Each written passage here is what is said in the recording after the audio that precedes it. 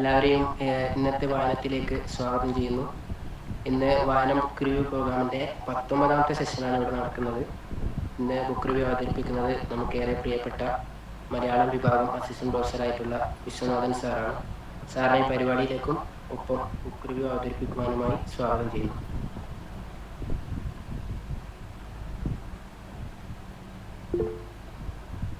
നന്ദി. ഞാൻ തുടങ്ങാതിരിക്കണം.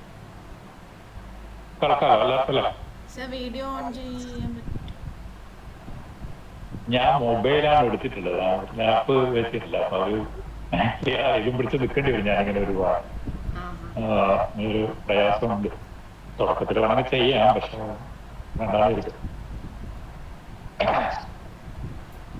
ഞാൻ ഇത് ചെറുകഥയാണെന്ന് എല്ലാവർക്കും അറിയാലോ. ഇത് ചെറുകഥ റിവ്യൂവിന് എടുക്കാനുള്ള ഒരു കാരണം, 3 കാരണമുണ്ട് പ്രധാനമായിട്ട്. ഒന്ന്, നമ്മുടെ കോളേജിൽ നടത്തിയ ചെറുകഥ മത്സരത്തില് ഒരുപാട് എഴുതുന്ന കുട്ടികൾ കടന്നു വന്നിട്ടുണ്ട്.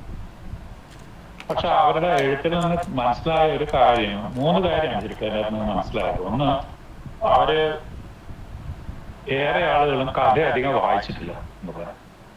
കഥ എഴുതാനുള്ള നല്ല കഴിവുണ്ട്, കഥയുടെ ഒരു ത്രെഡ് സൃഷ്ടിക്കാനുള്ള കഴിവുണ്ട്, കഥ ഭാഷ ഏതാണ്ട് ശരിയാവുന്നുണ്ട്. പക്ഷെ കഥ വായിച്ച് പരിചയം കുറവാണ്, ഒന്നാമത് കണ്ടത്. 2, പിന്നെ ഈ വായന മാത്രമല്ല, എഴുതി നോക്കിയതുമില്ല. അവർ ഈ ഇനി അടുത്ത തവണ എഴുതുക അടുത്ത മത്സരത്തിനായിരിക്കും ഒരു വർഷം. അപ്പം എനിക്ക് പറയാനുള്ളത്, കഥയിലൊരു വലിയ ക്രാഫ്റ്റ് ഉണ്ട് എന്നുള്ളതാണ്. ഒരു ത്രെഡ് ഉണ്ടാക്കുക മാത്രമല്ല, അതിനെ വളരെ ചിട്ടയോടുകൂടി ഒരു കഥയായി പരിവർത്തിപ്പിക്കപ്പെടുന്ന ഒരു ക്രാഫ്റ്റ് ഉണ്ട്. ഈ ക്രാഫ്റ്റ് തിരിച്ചറിയാൻ ഏറ്റവും അനുയോജ്യമായ എഴുത്തുകാരൻ എസ് ഹരീഷ് ആണെന്നാണ് എനിക്ക് തോന്നുന്നത്. അതുകൊണ്ടാണ് ഞാൻ ഹരീഷിന്റെ കഥകൾ അതിനുവേണ്ടി തിരഞ്ഞെടുക്കാൻ വിചാരിച്ചത്. മിക്കവാറും ചെറുകഥകൾ എന്ന് പറയുമ്പോൾ തന്നെ അത് ഹരീഷ് എഴുതിയിട്ടുള്ള കഥകളെല്ലാം തന്നെ നല്ല ദൈർഘ്യമുള്ളതാണ്. അത് ഹരീഷ് തന്നെ പറഞ്ഞിട്ടുള്ളൊരു കാര്യം എന്ന് വെച്ചാൽ, ഞാൻ പലതും നോവൽ എഴുതാൻ വേണ്ടിയിട്ടാണ് തയ്യാറാവുന്നത്, പിന്നീടാണ് അത് കഥയായി മാറിപ്പോകുന്നതെന്നാണ് ഹരീഷ് തന്നെ പറഞ്ഞിട്ടുള്ളത്. അതിലാകെ ഈ മോദസ്ഥിതനായി ഇപ്പോ പിന്നെ എന്നുള്ളൊരു കഥയുണ്ടല്ലോ, ആ ഒരു കഥ മാത്രമാണ് ഒരു പക്ഷേ ദൈർഘ്യം കുറച്ച് കുറഞ്ഞിട്ടുള്ളത്. ബാക്കി എല്ലാം നല്ല ദീർഘമായിട്ട് എഴുതിയിട്ടുള്ള കഥകളാണ്. അപ്പം മാത്രമല്ല, കഥയില് ഈ യാഥാർത്ഥ്യം പോലെ തന്നെ അവതരിപ്പിക്കുന്ന ഒരു ശൈലിയുണ്ട് ഹരീഷിന്. അതായത് ഇപ്പൊ ചരിത്ര വസ്തുതകൾ, ഇപ്പൊ നമുക്ക് 1ാമത്തെ കഥ, അതിന്റെ അപ്പൻ എന്ന് പറയുന്ന അതിലെ 1ാമത്തെ കഥ തന്നെ ഈ എഴുത്തുകാരനായ KP അപ്പനെയും കൂടി ചേർത്തുകൊണ്ടുള്ളതാണ്. അപ്പൊ അതിനകത്ത് 2-3 തരത്തിലാണ് കഥ പുരോഗമിക്കുന്നത്. അപ്പൊ അപ്പന്റെ ജീവിതം, അതുപോലെ സത്യൻ എന്ന നടന്റെ ജീവിതം, ഒപ്പം സാങ്കല്പിക കഥാപാത്രത്തിന്റെ ഒരു കഥാപാത്രം, അയാളുമായിട്ട് ജീവിതം, ഈ ജീവിതങ്ങളിനെ മിക്സ് ചെയ്തിട്ടാണ് ഹരീഷ് കഥയുടെ ഒരുക്കുന്നത്. ഇതൊരു വല്ലാത്തൊരു ക്രാഫ്റ്റാണ്. അപ്പൊ നല്ല സ്റ്റഡി ചെയ്തിട്ട് കാര്യങ്ങൾ ഒരുക്കുക, ഒപ്പം യഥാർത്ഥ സംഭവം കിട്ടാൻ വേണ്ടിയിട്ട് അതിനെ കൃത്യമായി പഠിച്ച് ഉപയോഗപ്പെടുത്തുക, ഒപ്പം കഥയുടെ ത്രെഡ് ഒപ്പിക്കുക.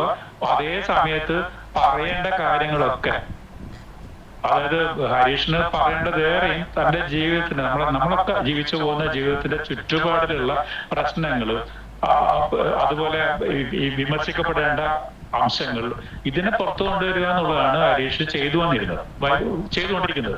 ഇതിനു വേണ്ടിയിട്ടുള്ള ഒരുപക്ഷെ ഒളിച്ചു കടത്തലാണ്. ഈ വിമർശനങ്ങളും ആക്ഷേപഹാസ്യവും ഒക്കെ ഹരീഷ് ഈ കഥയുടെ ത്രെഡിനകത്തൂടെ ഒളിച്ചു കടത്തിക്കൊണ്ടിരിക്കുകയാണ് ചെയ്യുന്നത്.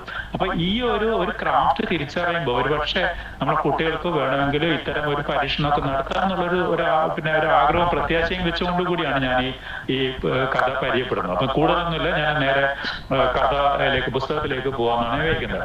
ഇപ്പൊ നമുക്ക് എല്ലാവർക്കും അറിയുന്ന പോലെ, മീശ ഉണ്ടാക്കിയ വിവാദമൊക്കെ നമുക്ക് അറിയുന്നതാണല്ലോ. നമുക്ക് എല്ലാവർക്കും അറിയുന്ന പോലെ ഈ കഥാ സാഹിത്യത്തിൽ, പ്രത്യേകിച്ചിട്ട് നവീന ഭാവുകത്വം പകർന്ന കഥാകാരന്മാരിൽ വളരെ ശ്രദ്ധേയമായ ഒരു മുദ്ര പതിപ്പിക്കാൻ പറ്റിയ ആളാണ് എസ് ഹരീഷ്. അദ്ദേഹത്തിന്റെ കുറെ അധികം സമാഹാരങ്ങളൊന്നും വന്നിട്ടില്ല, അധികം കഥ എഴുതുന്ന സ്വഭാവക്കാരനുമല്ല, വളരെ കരുതലോടുകൂടി ഇടക്കിടക്ക് ഒരു 1-2 വർഷമൊക്കെ എടുത്തിട്ടാണ് പലപ്പോഴും അദ്ദേഹം കഥ പുറത്തിറക്കാറുള്ളത്. ഇപ്പം അദ്ദേഹത്തിന് ആകെ ഇറങ്ങിയിട്ടുള്ള സമാഹാരങ്ങൾ, ഇപ്പൊ രസവിദ്യയുടെ ചരിത്രം എന്ന് പറയുന്നതാണ് ആദ്യത്തെ സമാഹാരം, പിന്നെ ആദം എന്ന് പറയുന്ന 2ാമത്തെ സമാഹാരം, ഈ ആ എഴുതിയ കഥകളുടെ ദൈർഘ്യം, അതിന് ആ എഴുത്തിന് വേണ്ടിയിട്ട് അയാൾ ഉപയോഗിക്കുന്ന സമയം, അതിനു വേണ്ടി എടുക്കുന്ന സ്റ്റഡി. ഇപ്പൊ അദ്ദേഹം തന്നെ പറഞ്ഞിട്ടുണ്ട്, ഇത് പുതിയ എഴുത്തുകാരൊക്കെ ചെയ്യുന്ന ഒരു പരിപാടി. ഇപ്പൊ വിനോയ് തോമസ് ഒക്കെ ഇത് പറഞ്ഞിട്ടുണ്ട്. ഒരുപാട് കാലത്തെ ഇപ്പൊ കേരളത്തിന്റെ പഴയ ചരിത്രത്തെ നന്നായി പഠിച്ചിട്ടാണ് അവര് ഈ അവതരണത്തിലേക്ക് പോകുന്നത്. ഇപ്പൊ ഈ സമാഹാരത്തിലും അങ്ങനെ തന്നെയാണ്. ഇപ്പൊ ഒന്നാമതില് അതിന് കിട്ടിയ അവാർഡൊക്കെ നിങ്ങൾക്ക് അറിയായിരിക്കും. 2019 കേരള സാഹിത്യ അക്കാദമി അവാർഡിന് മികച്ച നോവലിനുള്ള അവാർഡ് കിട്ടി. 2022 വയലാർ അവാർഡ് നിസക്കാണ് കിട്ടിയത്. അതുപോലെ ഒരുപാട് സിനിമകൾ ആക്കിയിട്ടുണ്ട്. ഇപ്പൊ ഉദാഹരണമായിട്ട് ആദം എന്ന് പറയുന്ന സമാജത്തിലെ 3 കഥകളെ ആസ്പദമാക്കിയിട്ടാണ് പിന്നെ ഒരു സിനിമ ഇറക്കിയിട്ടുള്ളത്. ഏതൻ എന്ന് പറഞ്ഞ സിനിമ ഇറക്കിയിട്ടുള്ളത്. അതുപോലെ മാവോയിസ്റ്റ് എന്ന ചെറുകഥയെ ആസ്പദമാക്കിയിട്ടാണ് ജല്ലിക്കെട്ട് എന്നുള്ള സിനിമ ഇറക്കിയിട്ടുള്ളത്. പിന്നെ ഇപ്പോ ഈ അപ്പൻ എന്ന് പറയുന്ന സമാജത്തിലുള്ള പൈഡ് പൈപ്പർ എന്ന കഥയിലാണെന്ന് തോന്നുന്നു. എനിക്കത് കൃത്യമായിട്ട് അറിയില്ല. ഇപ്പൊ ഒരു സിനിമ ഇറങ്ങാൻ വേണ്ടി പോകുന്നു. ഒരു കരാട്ടെ ചന്ദ്രൻ എന്ന് പറഞ്ഞിട്ടൊരു സിനിമ ഇറങ്ങി വരുന്നുണ്ട്. അത് ഹരീഷും വിനോയ് തോമസും കൂടിയാണ് അതിന്റെ തിരക്കഥ എഴുതുന്നത്. അപ്പൊ അതും പിന്നെ അത് ഈ കഥയിൽ വരുന്ന പൈഡ് പൈപ്പറിലെ ഒരു കഥാപാത്രമാണ്. അപ്പം വല്ലാത്ത ദൃശ്യാംശം ഉള്ളത് കഥകളായതുകൊണ്ട് തന്നെ ഇത് ചിത്രീകരിക്കാനും സിനിമയിലേക്കൊക്കെ പോകാനുള്ള സാധ്യതയും കൂടുതലുണ്ട്. ഞാൻ ഈ കഥയിലേക്ക് തിരിച്ചു പോകാൻ എനിക്ക് തോന്നുന്നു. പിന്നെ ഒന്നാമത്തെ കഥ അപ്പൻ എന്ന് പറഞ്ഞു. ഞാൻ നേരത്തെ പറഞ്ഞ പോലെ ഇതിനകത്ത് ഈ 3 പിന്നെ 2 പേര് ശരിയായ ചരിത്ര കഥാപാത്രങ്ങളാണ്. അതായത് നിലവിലുള്ള ആളുകളാണ്. ഒന്ന് KP അപ്പൻ, ഞാൻ പറഞ്ഞല്ലോ KP അപ്പൻ എന്ന് പറയുന്ന വളരെ പ്രസിദ്ധനായ നിരൂപകൻ. രണ്ടാമത് സത്യൻ എന്ന് പറയുന്ന സിനിമാ നടൻ, നമുക്കെല്ലാവർക്കും അറിയുന്ന സത്യൻ എന്ന് പറയുന്ന സിനിമാ നടനാണ്. പിന്നീട് ഹരീഷ് എന്നെ സൃഷ്ടിച്ച ലൂക്കാസ് സാർ എന്ന് പറയുന്ന ഒരു പണ്ഡിതനായ ഒരു അധ്യാപകൻ, റിട്ടയർ ചെയ്ത ഒരു അധ്യാപകൻ. അപ്പൊ ഈ 3 തലമുറയിൽപ്പെട്ട വിവിധ പ്രായക്കാരെ പഠിപ്പിച്ച ആളെന്നാണ് ലൂക്കാസ് സാറിനെ അവതരിപ്പിക്കുന്നത്. അദ്ദേഹത്തിന്റെ ജീവിതം വളരെ വിചിത്രമായ ഒന്നാണ്. വായനയുടെ ലോകത്തേക്ക് മുഴുകിപ്പോയ ഒരു മനുഷ്യനാണ്. അതുകൊണ്ട് തന്നെ അദ്ദേഹത്തിന്റെ ഭാര്യ സാറാമ്മ ചേർത്തി പറയുന്നുണ്ട്, ഈ മനുഷ്യൻ എന്നെങ്കിലും ഒന്ന് നന്നാവുമെന്നും അങ്ങനെ ആ ദിവസം ഇതെല്ലാം ഒന്ന് അടിച്ച് വൃത്തിയാക്കി ഈ മുറി ഒന്ന് വൃത്തിയാക്കണമെന്നൊക്കെ അവർ ആഗ്രഹിക്കുന്നുണ്ട്. അവരുടെ ദാമ്പത്യത്തിന്റെ നല്ല 3/4 പങ്ക് നഷ്ടപ്പെടുത്തിയ സാധനം ഈ മുറിയാണ് എന്ന് വല്ലാതെ വേദനയോടെ അവരെ ഓർമ്മിക്കുന്നുണ്ട്.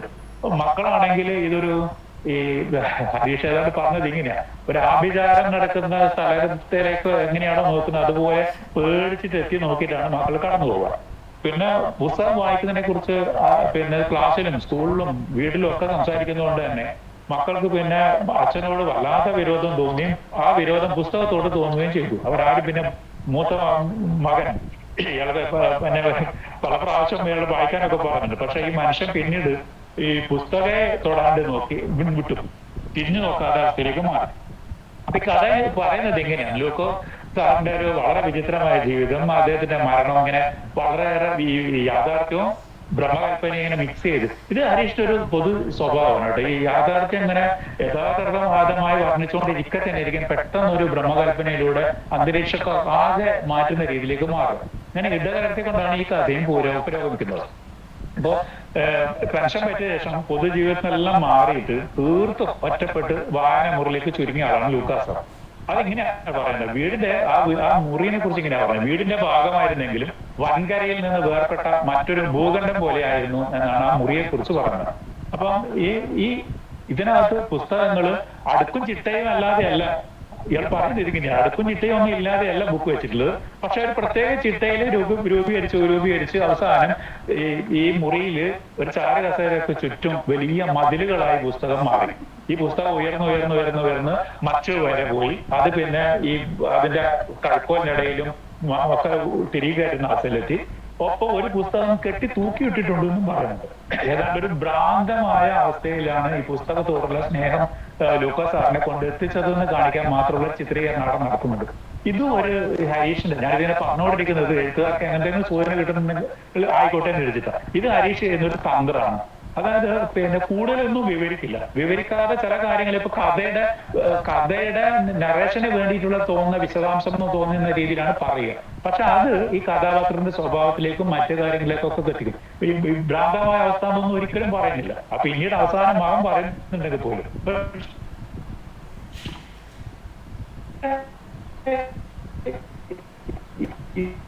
പറയുന്നത് തന്നെ ഒരു ഭ്രാന്തിന്റെ അവസ്ഥയിലേക്ക് മനുഷ്യൻ മാറുന്നുണ്ട് എന്ന് കാണാം. കൂനകൾക്ക് മേൽ കൂനകളായും അടുക്കുകൾക്ക് മേൽ അടുക്കുകളായും അവ നിറഞ്ഞു എന്നാണ് പുസ്തകത്തെ കുറിച്ച് പറഞ്ഞത്. റാക്കുകളും അലമാരകളും തട്ടുകളും കഴിഞ്ഞ് ഭിത്തികളായി പരിണമിച്ച പുസ്തകങ്ങൾ ഉത്തരങ്ങളിലേക്കും കഴുക്കോലുകൾക്കും പട്ടികൾക്കും ഇടയിലേക്കും തിരികെ കയറ്റി. വർഷത്തിൽ 1-2 തവണ വരുന്ന പഴയ ഒരു സുഹൃത്തിനൊഴികെ മറ്റാർക്കും ആ മുറിയിൽ പ്രവേശനമില്ല. ഇതാണ് ആ ഭാഗം ഹരീഷ് പറയുന്നത്. ഞാൻ പറഞ്ഞു വന്നത് ഒരു ഉന്മാദത്തോട് അവരോട് അത്രത്തോളം ഉയർന്ന ഒരു അടുപ്പാണ് ഈ മുറിയോടുള്ളത്. പിന്നെ ഇതിനിടയിൽ ഒരു ദിവസം മകന്റെ ഭാര്യ പുതുതായിട്ട് വന്ന ഈ പുത്തനാച്ചി പുരപ്പുറം തൂക്കും എന്ന് പറഞ്ഞ പോലെ അതങ്ങനെ തന്നെ പറഞ്ഞിട്ടുണ്ട് ഹരീഷ്. പുത്തനാച്ചി പുരപ്പുറം തൂക്കുന്നതിന്റെ ഭാഗമായിട്ട് എല്ലാവരെയും അടിച്ചു വാരി ഈ മുറി ഒന്ന് വൃത്തിയായി കളയാന്ന് വെച്ചിട്ട് കല്യാണത്തിന്റെ പിറ്റേന്ന് അവൾ ഈ മുറിയിൽ കയറുന്നുണ്ട്. ലൂക്കാസ് സാർ അങ്ങ് കുറെ ദൂരെ പത്രം വാങ്ങാൻ വേണ്ടിയിട്ട് നിൽക്കുന്ന സമയത്താണ് ഒരു ഗന്ധം ഇയാളുടെ മൂക്കിൽ കടിച്ചു വരുന്നത്. ഈ പുസ്തകത്തിൽ നിന്ന് പൊടി പാറുന്നതിന്റെ ഒരു മണം അങ്ങ് റോഡ് സൈഡിലേക്ക് അടിച്ചു വരുന്നത് ഇയാൾ ദേഷ്യത്തോടു കൂടി വരുമ്പോൾ കാണുന്നത് ചൂല് കൊണ്ട് പുസ്തകം അടിച്ചു വൃത്തിയാക്കുന്ന ആളാണ്. ആകെ ദേഷ്യം പിടിച്ച് ചൂരൽ കൊണ്ട് 3-4 അടിയും കൊടുത്ത് മുടി പിടിച്ച് തള്ളി അവളെ പുറത്താക്കുകയാണ് ഞാൻ. ഇതുമൊക്കെ നേരത്തെ പറഞ്ഞ ഒരു ഭ്രാന്ത അവസ്ഥയിലേക്ക് എത്തിക്കുന്നതിനെ കാണിക്കുന്നത്. ഇതിന്റെ വലിയ രസം അതല്ല. ഈ പുസ്തകം ഇങ്ങനെ പോയ അവസാനം ആകുമ്പോഴത്തേക്ക് ഇതിന്റെ വായിക്കാനുള്ള പ്രയാസം ഉണ്ടാവുന്നു. കണ്ണ് കാഴ്ച കുറയുന്നു. പിന്നീട് വലിയ ലെൻസ് ഉപയോഗിച്ചിട്ട് ഇത് പറയുന്നുണ്ട് പാമ്പ് പിടുത്തക്കാർ അതുപോലെ കൈനോട്ടക്കാരൊക്കെ നോക്കുന്ന പോലെ വലിയൊരു ലെൻസ് പിടിച്ചിട്ടായി പിന്നെ പുസ്തകം വായന എന്ന് പറയുന്നതും പിന്നെ ഡിക്ഷണറി ഒക്കെയാണ് വായിക്കുക. എല്ലാം വായിക്കും, ഡിക്ഷണറി അടക്കം. ഏറ്റവും സ്ഥിരമായി വായിക്കേണ്ട ഒന്ന് ശബ്ദധാരാവലിയാണെന്നാണ് പണ്ട് ക്ലാസ്സിലെടുക്കുമ്പോൾ തന്നെ ലൂക്കാസ് അവർ കുട്ടികളോട് പറയാറുള്ളത്. അങ്ങനെ ശബ്ദധാരാവലി, അതുപോലെ ലോകത്തിന്റെ ഭാഗത്തുള്ള വളരെ പ്രസിദ്ധമായ എല്ലാ പുസ്തകങ്ങളും ഇങ്ങനെ നിറഞ്ഞു നിൽക്കുന്നുണ്ട്. അതിനിടയിൽ ഒരു ദിവസം ഇങ്ങനെ കണ്ണു കാണാതെ വിഷമിച്ച് ഈ പുസ്തകത്തിന് മുറിയിൽ തന്നെ ഒതുങ്ങി നിൽക്കുന്ന ലൂക്കാസ് സാറ് താഴെ കിടക്കുന്ന ഈ വളരെ പല പ്രാവശ്യം വായിക്കാൻ വേണ്ടി പാട് വെച്ചിട്ട് പരാജയപ്പെട്ട ഒരു പുസ്തകം യുളീസസ് എന്ന് പറയുന്ന ജെയിംസ് ജോയ്സിന്റെ യുളീസസ് എന്ന് പറയുന്ന പുസ്തകം ഇതിന്റെ ഏറ്റവും അടിയിലായിരുന്നു. കാരണം ഇത് വായിക്കാൻ പല പ്രാവശ്യം ശ്രമിച്ച് പരാജയപ്പെട്ടാണെന്ന് പറയുന്നുണ്ട്. ആ ഡിക്ഷണറി ഒക്കെ അങ്ങനെ ഡിക്ഷണറിയിലേക്ക് പോകുന്നു. ഇതിന്റെ അർത്ഥം കിട്ടാൻ വേണ്ടി ഡിക്ഷണറി വായിക്കും. അങ്ങനെ പിന്നെ ഡിക്ഷണറിയിലാവും വായന. പിന്നെ മറ്റു പുസ്തകങ്ങൾ ഇങ്ങനെ വായിച്ചുകൊണ്ടിരിക്കും. അങ്ങനെ യുളീസസിനെ പല പ്രാവശ്യം ശ്രമിച്ചിട്ടും പരാജയപ്പെട്ട മനുഷ്യൻ അവസാന ഘട്ടത്തില് ഈ കിടപ്പില് ഈ യുളീസസ് ഒന്ന് പൊക്കാൻ വേണ്ടി നോക്കുക. കൈ പൊങ്ങുന്നില്ല. കാരണം അതിന്റെ മേലെ പുസ്തകത്തിന്റെ വലിയൊരു മല കിടക്കുന്നുണ്ട്. അപ്പൊ കുറെ ചെറിയ സാധനം റീപ്പർ പോലെ ഇട്ടിട്ട് തിക്കിയിട്ടൊക്കെ നോക്കി അതങ്ങ് ഒട്ടിപ്പിടിച്ച് നിൽക്കുന്നു. മേലെയാണെങ്കിൽ ഭാരമുണ്ട്. ഒടുക്കം അവസാനം സർവശക്തി എടുത്തിട്ട് പിടിച്ച് ഈ പുസ്തകം വലിച്ചെടുത്തപ്പോ ഇതിന്റെ മേലെയുള്ള പുസ്തകങ്ങളൊക്കെ കൂടി ഇയാളുടെ മേലേക്ക് വീണു. പുസ്തകങ്ങളും റാക്കുകളും ഒക്കെ കൂടി ഈ മനുഷ്യന്റെ മേലേക്ക് വീഴുകയും ഈ കൂനയിൽ പെട്ടിട്ട് അത് തലയിൽ ഡിക്ഷണറിയാണ് വീഴുന്നത്. പിന്നെ ശബ്ദധാരാവലി നേരെ നെറ്റിയിലാക്കാണ് വീഴുന്നത്. ബാക്കി എല്ലാ പുസ്തകങ്ങളും കൂടി ഈ മനുഷ്യൻ ഉള്ളിപ്പെടുകയും മരിച്ചു പോവുകയും ചെയ്യും. ഇതാണ് കഥയുടെ ഒരു പിന്നെ ആദ്യ തലം എന്ന് പറയുന്നത്. ഇത് കൃത്യമായിട്ട് ശരിക്കും ഒരു യഥായഥ സംഭവം പറയുന്ന പോലെ റിയലിസ്റ്റിക് ആയിട്ട് ഒരു കഥ പറയുന്ന രീതിയിലാണ് ഈ ഭാഗം അവതരിപ്പിക്കുന്നത്. ഇതിൽ നിന്നാണ് പെട്ടെന്ന് ടെസ്റ്റ്. ഇതാണ് ഞാൻ പറഞ്ഞ ഓരോ ഘട്ടത്തില് ഈ ടെസ്റ്റും യഥായഥ രീതിയിൽ തന്നെയാണ്, റിയലിസ്റ്റിക് രീതിയിൽ തന്നെയാണ് അടുത്ത ടെസ്റ്റും പോകുന്നത്. അപ്പൊ ഇങ്ങനെ പുസ്തകമൊക്കെ ഈ മനുഷ്യന്റെ ജീവിതകാലം കൊണ്ട് തന്നെ ശരിയായ ഈ സാധനം എങ്ങനെയെങ്കിലും കൊടുത്ത് ഒഴിവാക്കണം എന്ന് വിചാരിച്ചിട്ട് ഈ മരിച്ചതിന്റെ 2-ാം ദിവസം മക്കളെല്ലാം കൂടി പുസ്തകമൊക്കെ വാരി കെട്ടി വെക്കുകയാണ്. ആ വാരി കെട്ടി അട്ടി വെക്കുമ്പോഴാണ് പിന്നെ അതിൽ നിന്ന് പെട്ടെന്ന് ഒരു പുസ്തകം ഈ മനുഷ്യൻ ജീവിച്ചിരിക്കുമ്പോ ഒരു ദിവസം പോലും പള്ളിയിൽ പോകാറില്ല, പ്രാർത്ഥിക്കാറില്ല, ഒന്നുമില്ല. പുസ്തകമാണ് ഇയാളുടെ പ്രാർത്ഥനയും മതവും വിശ്വാസവും ദൈവവും എല്ലാം. അങ്ങനത്തെ ഒരു മനുഷ്യന്റെ പുസ്തക കൂമ്പാരത്തിൽ നിന്നാണ് ഒരു പുസ്തകത്തിന്റെ പിന്നെ പേര് ശ്രദ്ധപ്പെടുന്നത്. ബൈബിൾ വെളിച്ചത്തിന്റെ കവചം എന്നാണ് പുസ്തകത്തിന്റെ പേര്. ഇത് കണ്ടപ്പോ മറിയാമ്മ ചേട്ടത്തിക്ക് വല്ല സന്തോഷമായി.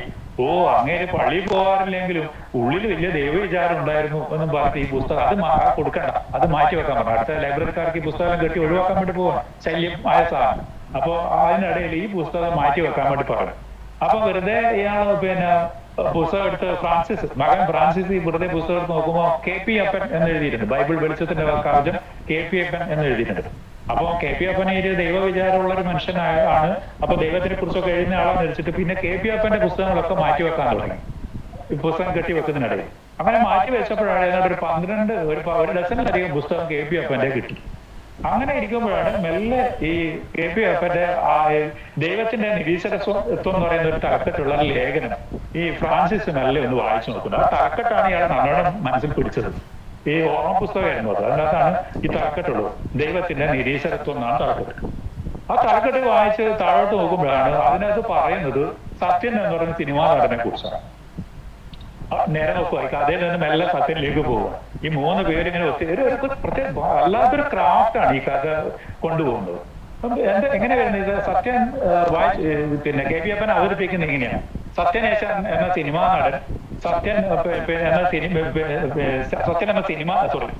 എന്ന് പറയുന്ന പോലീസ് ഓഫീസർ സത്യൻ എന്ന സിനിമാ നടനായി മാറുന്നതിന്റെ ഒരു കാര്യമാണ് അവിടെ പറയുന്നത്. ഇങ്ങനെ അന്വേഷിച്ച് പിന്നെ ഫ്രാൻസിസ് പിന്നീട് സത്യന്റെ ജീവിതം അന്വേഷിച്ചു പോകുന്നു, അപ്പന്റെ ജീവിതം അന്വേഷിച്ചു പോകുന്നു, അപ്പന്റെ മുഴുവൻ പുസ്തകം വായിച്ചു പോകുന്നു. അവസാനം മറ്റൊരു പുതിയ ലോക്കോസാറായി മാറുകയും ചെയ്യുന്നിടത്താണ് കഥ അവസാനിക്കുന്നത്. പക്ഷെ ഇവിടെ ഓർമ്മിക്കേണ്ടവര് നേരെ സത്യന്റെ അടുത്തേക്ക് പോകുന്നിടത്താണ് നമ്മളൊരു വളരെ വിചിത്രമായ ചില കാര്യങ്ങൾ സത്യന്റെ ഓർമ്മയിലേക്കൊക്കെ പോകുന്നത്. പുന്നപ്ര വയലാർ സമരകാലത്ത് സമരക്കാരായ കമ്മ്യൂണിസ്റ്റുകാരെ അതിക്രൂരായിട്ട് തല്ലിച്ചതച്ച പോലീസ് ഓഫീസറാണ് സത്യനേശൻ. ഇത് പിന്നെ കെ പി അപ്പൻ എഴുതുമ്പോഴാണ് ഞാനിത് വായിച്ചപ്പോൾ എനിക്കും വല്ലാതെ പിന്നെ അപ്പന്റെ പുസ്തകം, ഞാൻ ഏതാണ്ട് അപ്പന്റെ മുഴുവൻ പുസ്തകങ്ങളും വാങ്ങി സൂക്ഷിക്കുകയും വായിക്കുകയും ചെയ്യുന്ന ഒരാളാണ്. എന്റെ മുമ്പിൽ ഇപ്പോ രോഗവും സാഹിത്യഭാവനയും എന്ന് പറയുന്ന പുസ്തകം കൂടി ഞാനിവിടെ എടുത്തു വെച്ചിട്ടുണ്ട്. അത് ഈ കഥയിൽ അതിനൊരു സ്ഥാനമുള്ളത് കൊണ്ടും കൂടിയാണ് അത് എടുത്തു വെച്ചത്. അപ്പൊ ഈ സത്യന്റെ ഈ അനുഭവം വായിച്ചപ്പോ എന്റെയും മനസ്സിലന്ന് ഉടക്കിയ ഒരു പെട്ടെന്ന് ആരെയും ശ്രദ്ധയപ്പെടും. കാരണം ഇതാരും പറയുന്നത് കേട്ടിട്ടുണ്ടായിരുന്നില്ല. വളരെ നമ്മളൊക്കെ കേട്ടിട്ടുള്ളത് സത്യൻ എന്ന് പറയുന്ന പ്രഖ്യാത നടന്റെ, മഹാനായ നടന്റെ ജീവിതത്തെ കുറിച്ചാണ്. പക്ഷെ ഇങ്ങനെ ആളുകളെ കമ്മ്യൂണിസ്റ്റ് ആരെ കണ്ടു കഴിഞ്ഞാൽ അടിച്ച് ഒതുക്കുന്ന സ്വഭാവമുള്ള വളരെ ക്രൂരനായ സത്യനെ കുറിച്ച് ആരും അറിയാനില്ല. അപ്പൊ എന്നിട്ട് പിന്നെ അപ്പൻ എഴുതുന്നത് ഇങ്ങനെയാണ്, കെ പി അപ്പൻ എഴുതുന്നത് എങ്ങനെയാണ്? അതിക്രൂരമായി ചതച്ച സത്യനേശൻ എന്ന പോലീസുകാരന്റെ ചെയ്തി ചോര കൊണ്ട് വീട്ടപ്പെടേണ്ട കടമാണ് എന്നാണ് അപ്പൻ എഴുതുന്നത്. ചോര കൊണ്ട് വീട്ടപ്പെടേണ്ട കടമാണ്. പക്ഷെ ദൈവം അത് കൊടുത്തത് അതാണ് ഈ തലക്കെട്ട് ഇങ്ങനെയാവുന്നത്. ദൈവത്തിന്റെ നിരീശ്വരത്വം എന്ന് പറയുന്നത്. ഈ മനുഷ്യൻ പെട്ടെന്ന് പിന്നെ സിനിമാ നടനായി കഴിഞ്ഞപ്പോ എല്ലാവർക്കും ഏറ്റവും പ്രിയങ്കരനായി. പിന്നെ ഓടയിൽ നിന്നിലെ പപ്പുവിനെയൊക്കെ അവതരിപ്പിച്ചപ്പോ, ഋഷക്കാരൻ പപ്പുവിനെയൊക്കെ അവതരിപ്പിച്ചപ്പോ പിന്നെ ഏറ്റവും പ്രിയപ്പെട്ട തൊഴിലാളി വർഗങ്ങൾക്കൊക്കെ ഏറ്റവും പ്രിയപ്പെട്ടവനായി മാറി. പക്ഷെ അതിൽ അപ്പം പറയുന്നുണ്ട്, ഭാഗ്യം എന്തോന്നറിയില്ല, പിന്നെ പുന്നപ്ര വയലാർ സമരത്തെ കുറിച്ച് എടുത്ത സിനിമയിൽ ഇദ്ദേഹത്തിന് സ്ഥാനം കൊടുത്തില്ല. അങ്ങനെയായിരുന്നെങ്കിൽ ഇദ്ദേഹത്തിന് ഏറ്റവും വലിയ സഖാവായിട്ടും വാഴ്ത്തപ്പെടുമായിരുന്നു എന്ന് പറയുന്നുണ്ട്. ഇതൊക്കെ പറഞ്ഞ കെ പി അപ്പൻ അതാണ് വലിയ വീഴ്ത്തം. പിന്നെ അവിടെയാണ് ഹരീഷ് ഇങ്ങനെ ഇടപെടുക. ഹരീഷ് ഈ പറഞ്ഞിങ്ങനെ പോകുന്നതിനിടയിൽ ഹരീഷ് ഇങ്ങനെ ഇടക്കിടക്ക് ഇങ്ങനെ എത്തി നോക്കും നമ്മുടെ മുമ്പിൽ.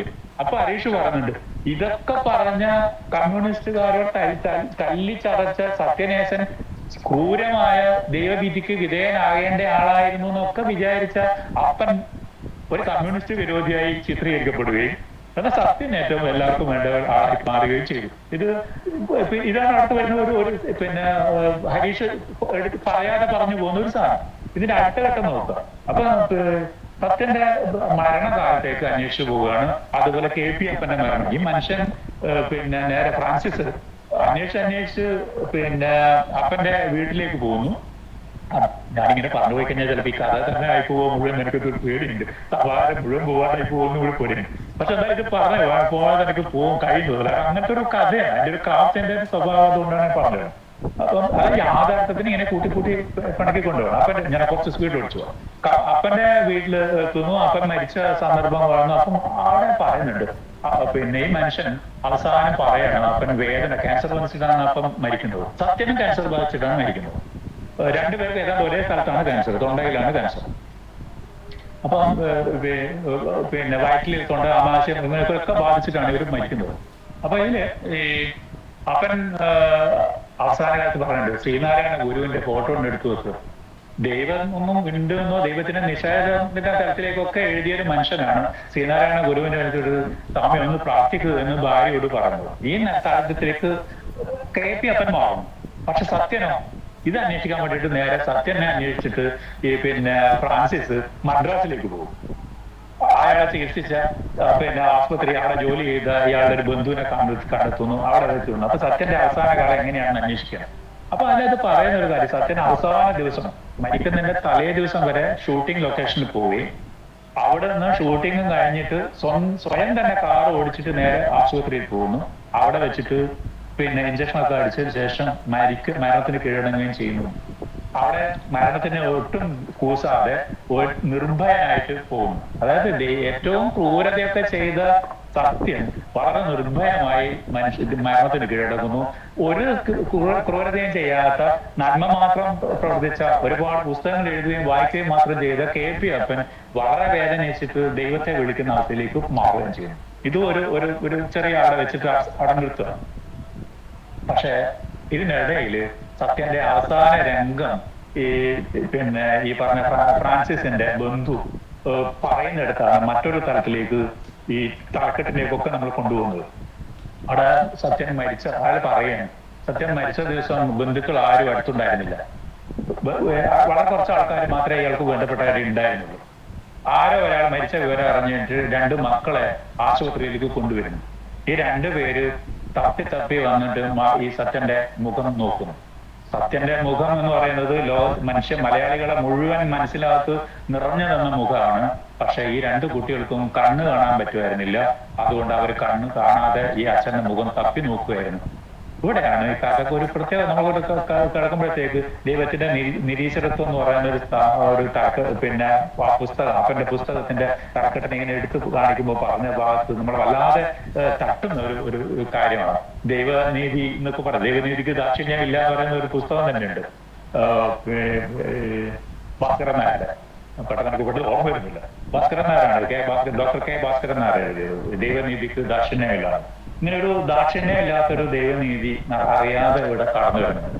ഇവിടെയും കഥ അവസാനിക്കുകയല്ല ചെയ്യുന്നത്. ഇതിന്റെ അവസാന ഭാഗത്ത് അപ്പോഴേക്കും അപ്പന്റെ മരിക്കുന്നിടത്തേക്ക് ഇയാൾ പോകുന്നു. അപ്പന്റെ മരണം കാണുന്നു. KP അപ്പന്റെ, KP അപ്പന്റെ മരണ സ്ഥലത്തേക്ക് എത്തുന്നു. അവിടെ വെച്ച് പിന്നെ ഈ ഒരു കോളേജ് പ്രൊഫസറാണോ അല്ലെങ്കിൽ ഗവേഷകനാണോ തോന്നുന്ന ഒരാളുമായിട്ട് ചർച്ച ചെയ്യുന്നു. ചർച്ച ചെയ്തത് ഈ അപ്പന്റെ പുസ്തകത്തെ കുറിച്ച് കൂടിയാണ്. പുസ്തകത്തിലെ വിവരങ്ങളൊക്കെ അപ്പോഴത്തേക്കും ഇയാൾക്ക് മനഃപ്പാഠമായി. പുസ്തകത്തിന്റെ വിരോധിയായിരുന്നു ഫ്രാൻസിസ്. പക്ഷെ അപ്പോഴേക്കും അപ്പന്റെ പുസ്തകത്തിന്റെ വരികൾ പോലും ഇയാൾക്ക് ഭയമായിട്ടാണുണ്ട്. ഈ കാര്യമൊക്കെ വെച്ച് തർക്കമാവുന്നുണ്ട്. എന്നിട്ട് അവിടെ ഫ്രാൻസിസ് ഈ ഗവേഷകനോ അല്ലെങ്കിൽ കോളേജ് അധ്യാപകനെന്നോ തോന്നുന്ന ഒരാളാണോ അവിടെ വരുന്നത്, ആരോട് തർക്കിക്കുകയാണ്.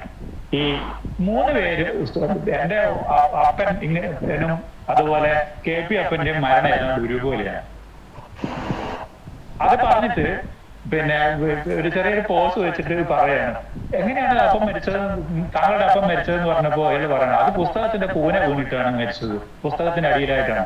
അപ്പോ ഇയാള് ചോദിക്കേണ്ടത് നിങ്ങൾക്ക് എന്ത് വിവരക്കട പറയുന്നത്? KP അപ്പൻ അങ്ങനെയാണോ മരിച്ചത്? അദ്ദേഹത്തിന്റെ രോഗം വന്നിട്ട് എല്ലാവർക്കും അറിയുന്നില്ലേ? നിങ്ങളുടെ അച്ഛൻ പുസ്തകത്തിന്റെ കുനയിൽ വീണ് മരിച്ചു എന്ന് വെച്ചിട്ട് ആ KP അപ്പനുമായിട്ട് എന്ത് സാമ്യതയുള്ളത്? അപ്പൊ ഇയാൾ പറഞ്ഞൊരു മറുപടി ഉണ്ട്, KP അപ്പനും അങ്ങനെ തന്നെയാണ് മരിച്ചത്. രോഗവും സാഹിത്യഭാവനയും എന്ന് പറയുന്ന പുസ്തകത്തിന്റെ അകത്ത് വീണിട്ടാണ് അദ്ദേഹം മരിച്ചത് എന്ന് ഫ്രാൻസിസ് പറഞ്ഞു.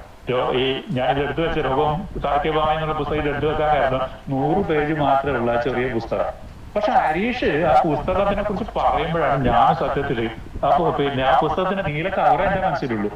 ആ നീല കവറിന്റെ അകത്ത് ഒരു വീൽ ചെയറിന്റെ ചിത്രം ഉണ്ട് എന്ന് ഞാൻ കാണുന്നത് ഹരീഷ് കഥ ഒന്നുകൂടി സൂക്ഷ്മമായിട്ട് വായിക്കുമ്പോഴാണ് ഇങ്ങനെ ഒരു നീല കവർ ഉണ്ടെന്ന്, മേലെ ഒരു ആശുപത്രിയുടെ ചിഹ്നം ഉണ്ടെന്ന് കാണുന്നത്. പുസ്തകം നമ്മളിങ്ങനെ വായിച്ചു പോകുന്നല്ലാണ്ട് പക്ഷെ ഹരീഷ് അത്രയും സൂക്ഷ്മമായിട്ടാണ് പഠിച്ചിട്ടാണ് ഇതിന്റെ ഈ ഓരോ സാധനങ്ങൾ ഒരുക്കി ഈ കഥയിലേക്ക് കൊണ്ടുപോകുന്നത്.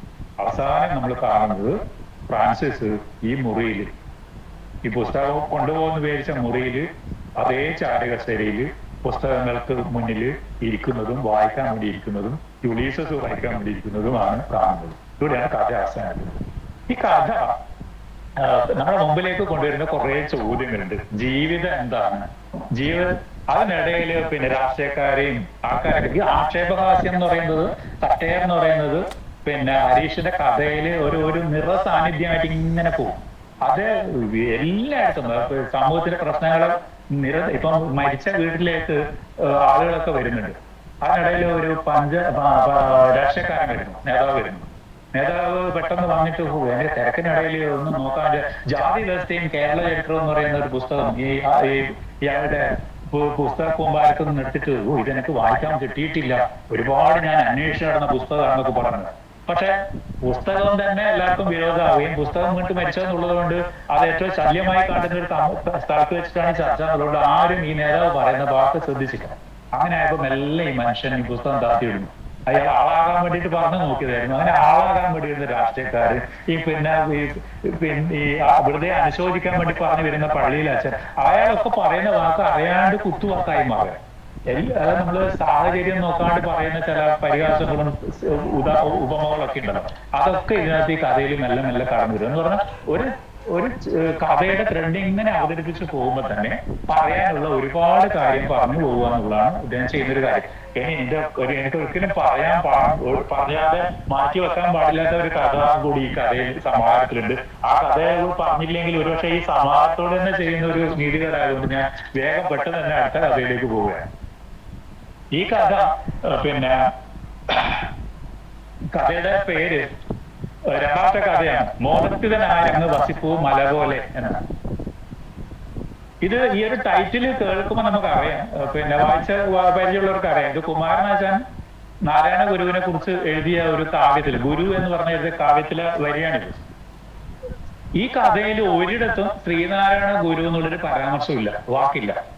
ശ്രീനാരായണ ഗുരു ആണ് എന്ന് നമ്മളെ കൊണ്ട് കൃത്യമായി ബോധ്യപ്പെടുത്തുന്ന ഒരുപാട് സൂചകങ്ങൾ ഇതിനകത്ത് കടന്നിട്ട്, സൂചകങ്ങളുടെ ഒരു പെരുമഴ ഹരീഷിന്റെ എല്ലാ പുസ്തകങ്ങളും കാണാം, സൂചകങ്ങളായിരിക്കും ഉണ്ടാവും. ഈ സൂചകങ്ങളെ വ്യാഖ്യാനിച്ചിട്ടാണ് നമ്മൾ ഈ കഥയിലെ ഉള്ളടക്കത്തിലേക്ക് അല്ലെങ്കിൽ അതിന്റെ പൊരുളിലേക്ക് നമ്മൾ പോകേണ്ടി വരിക.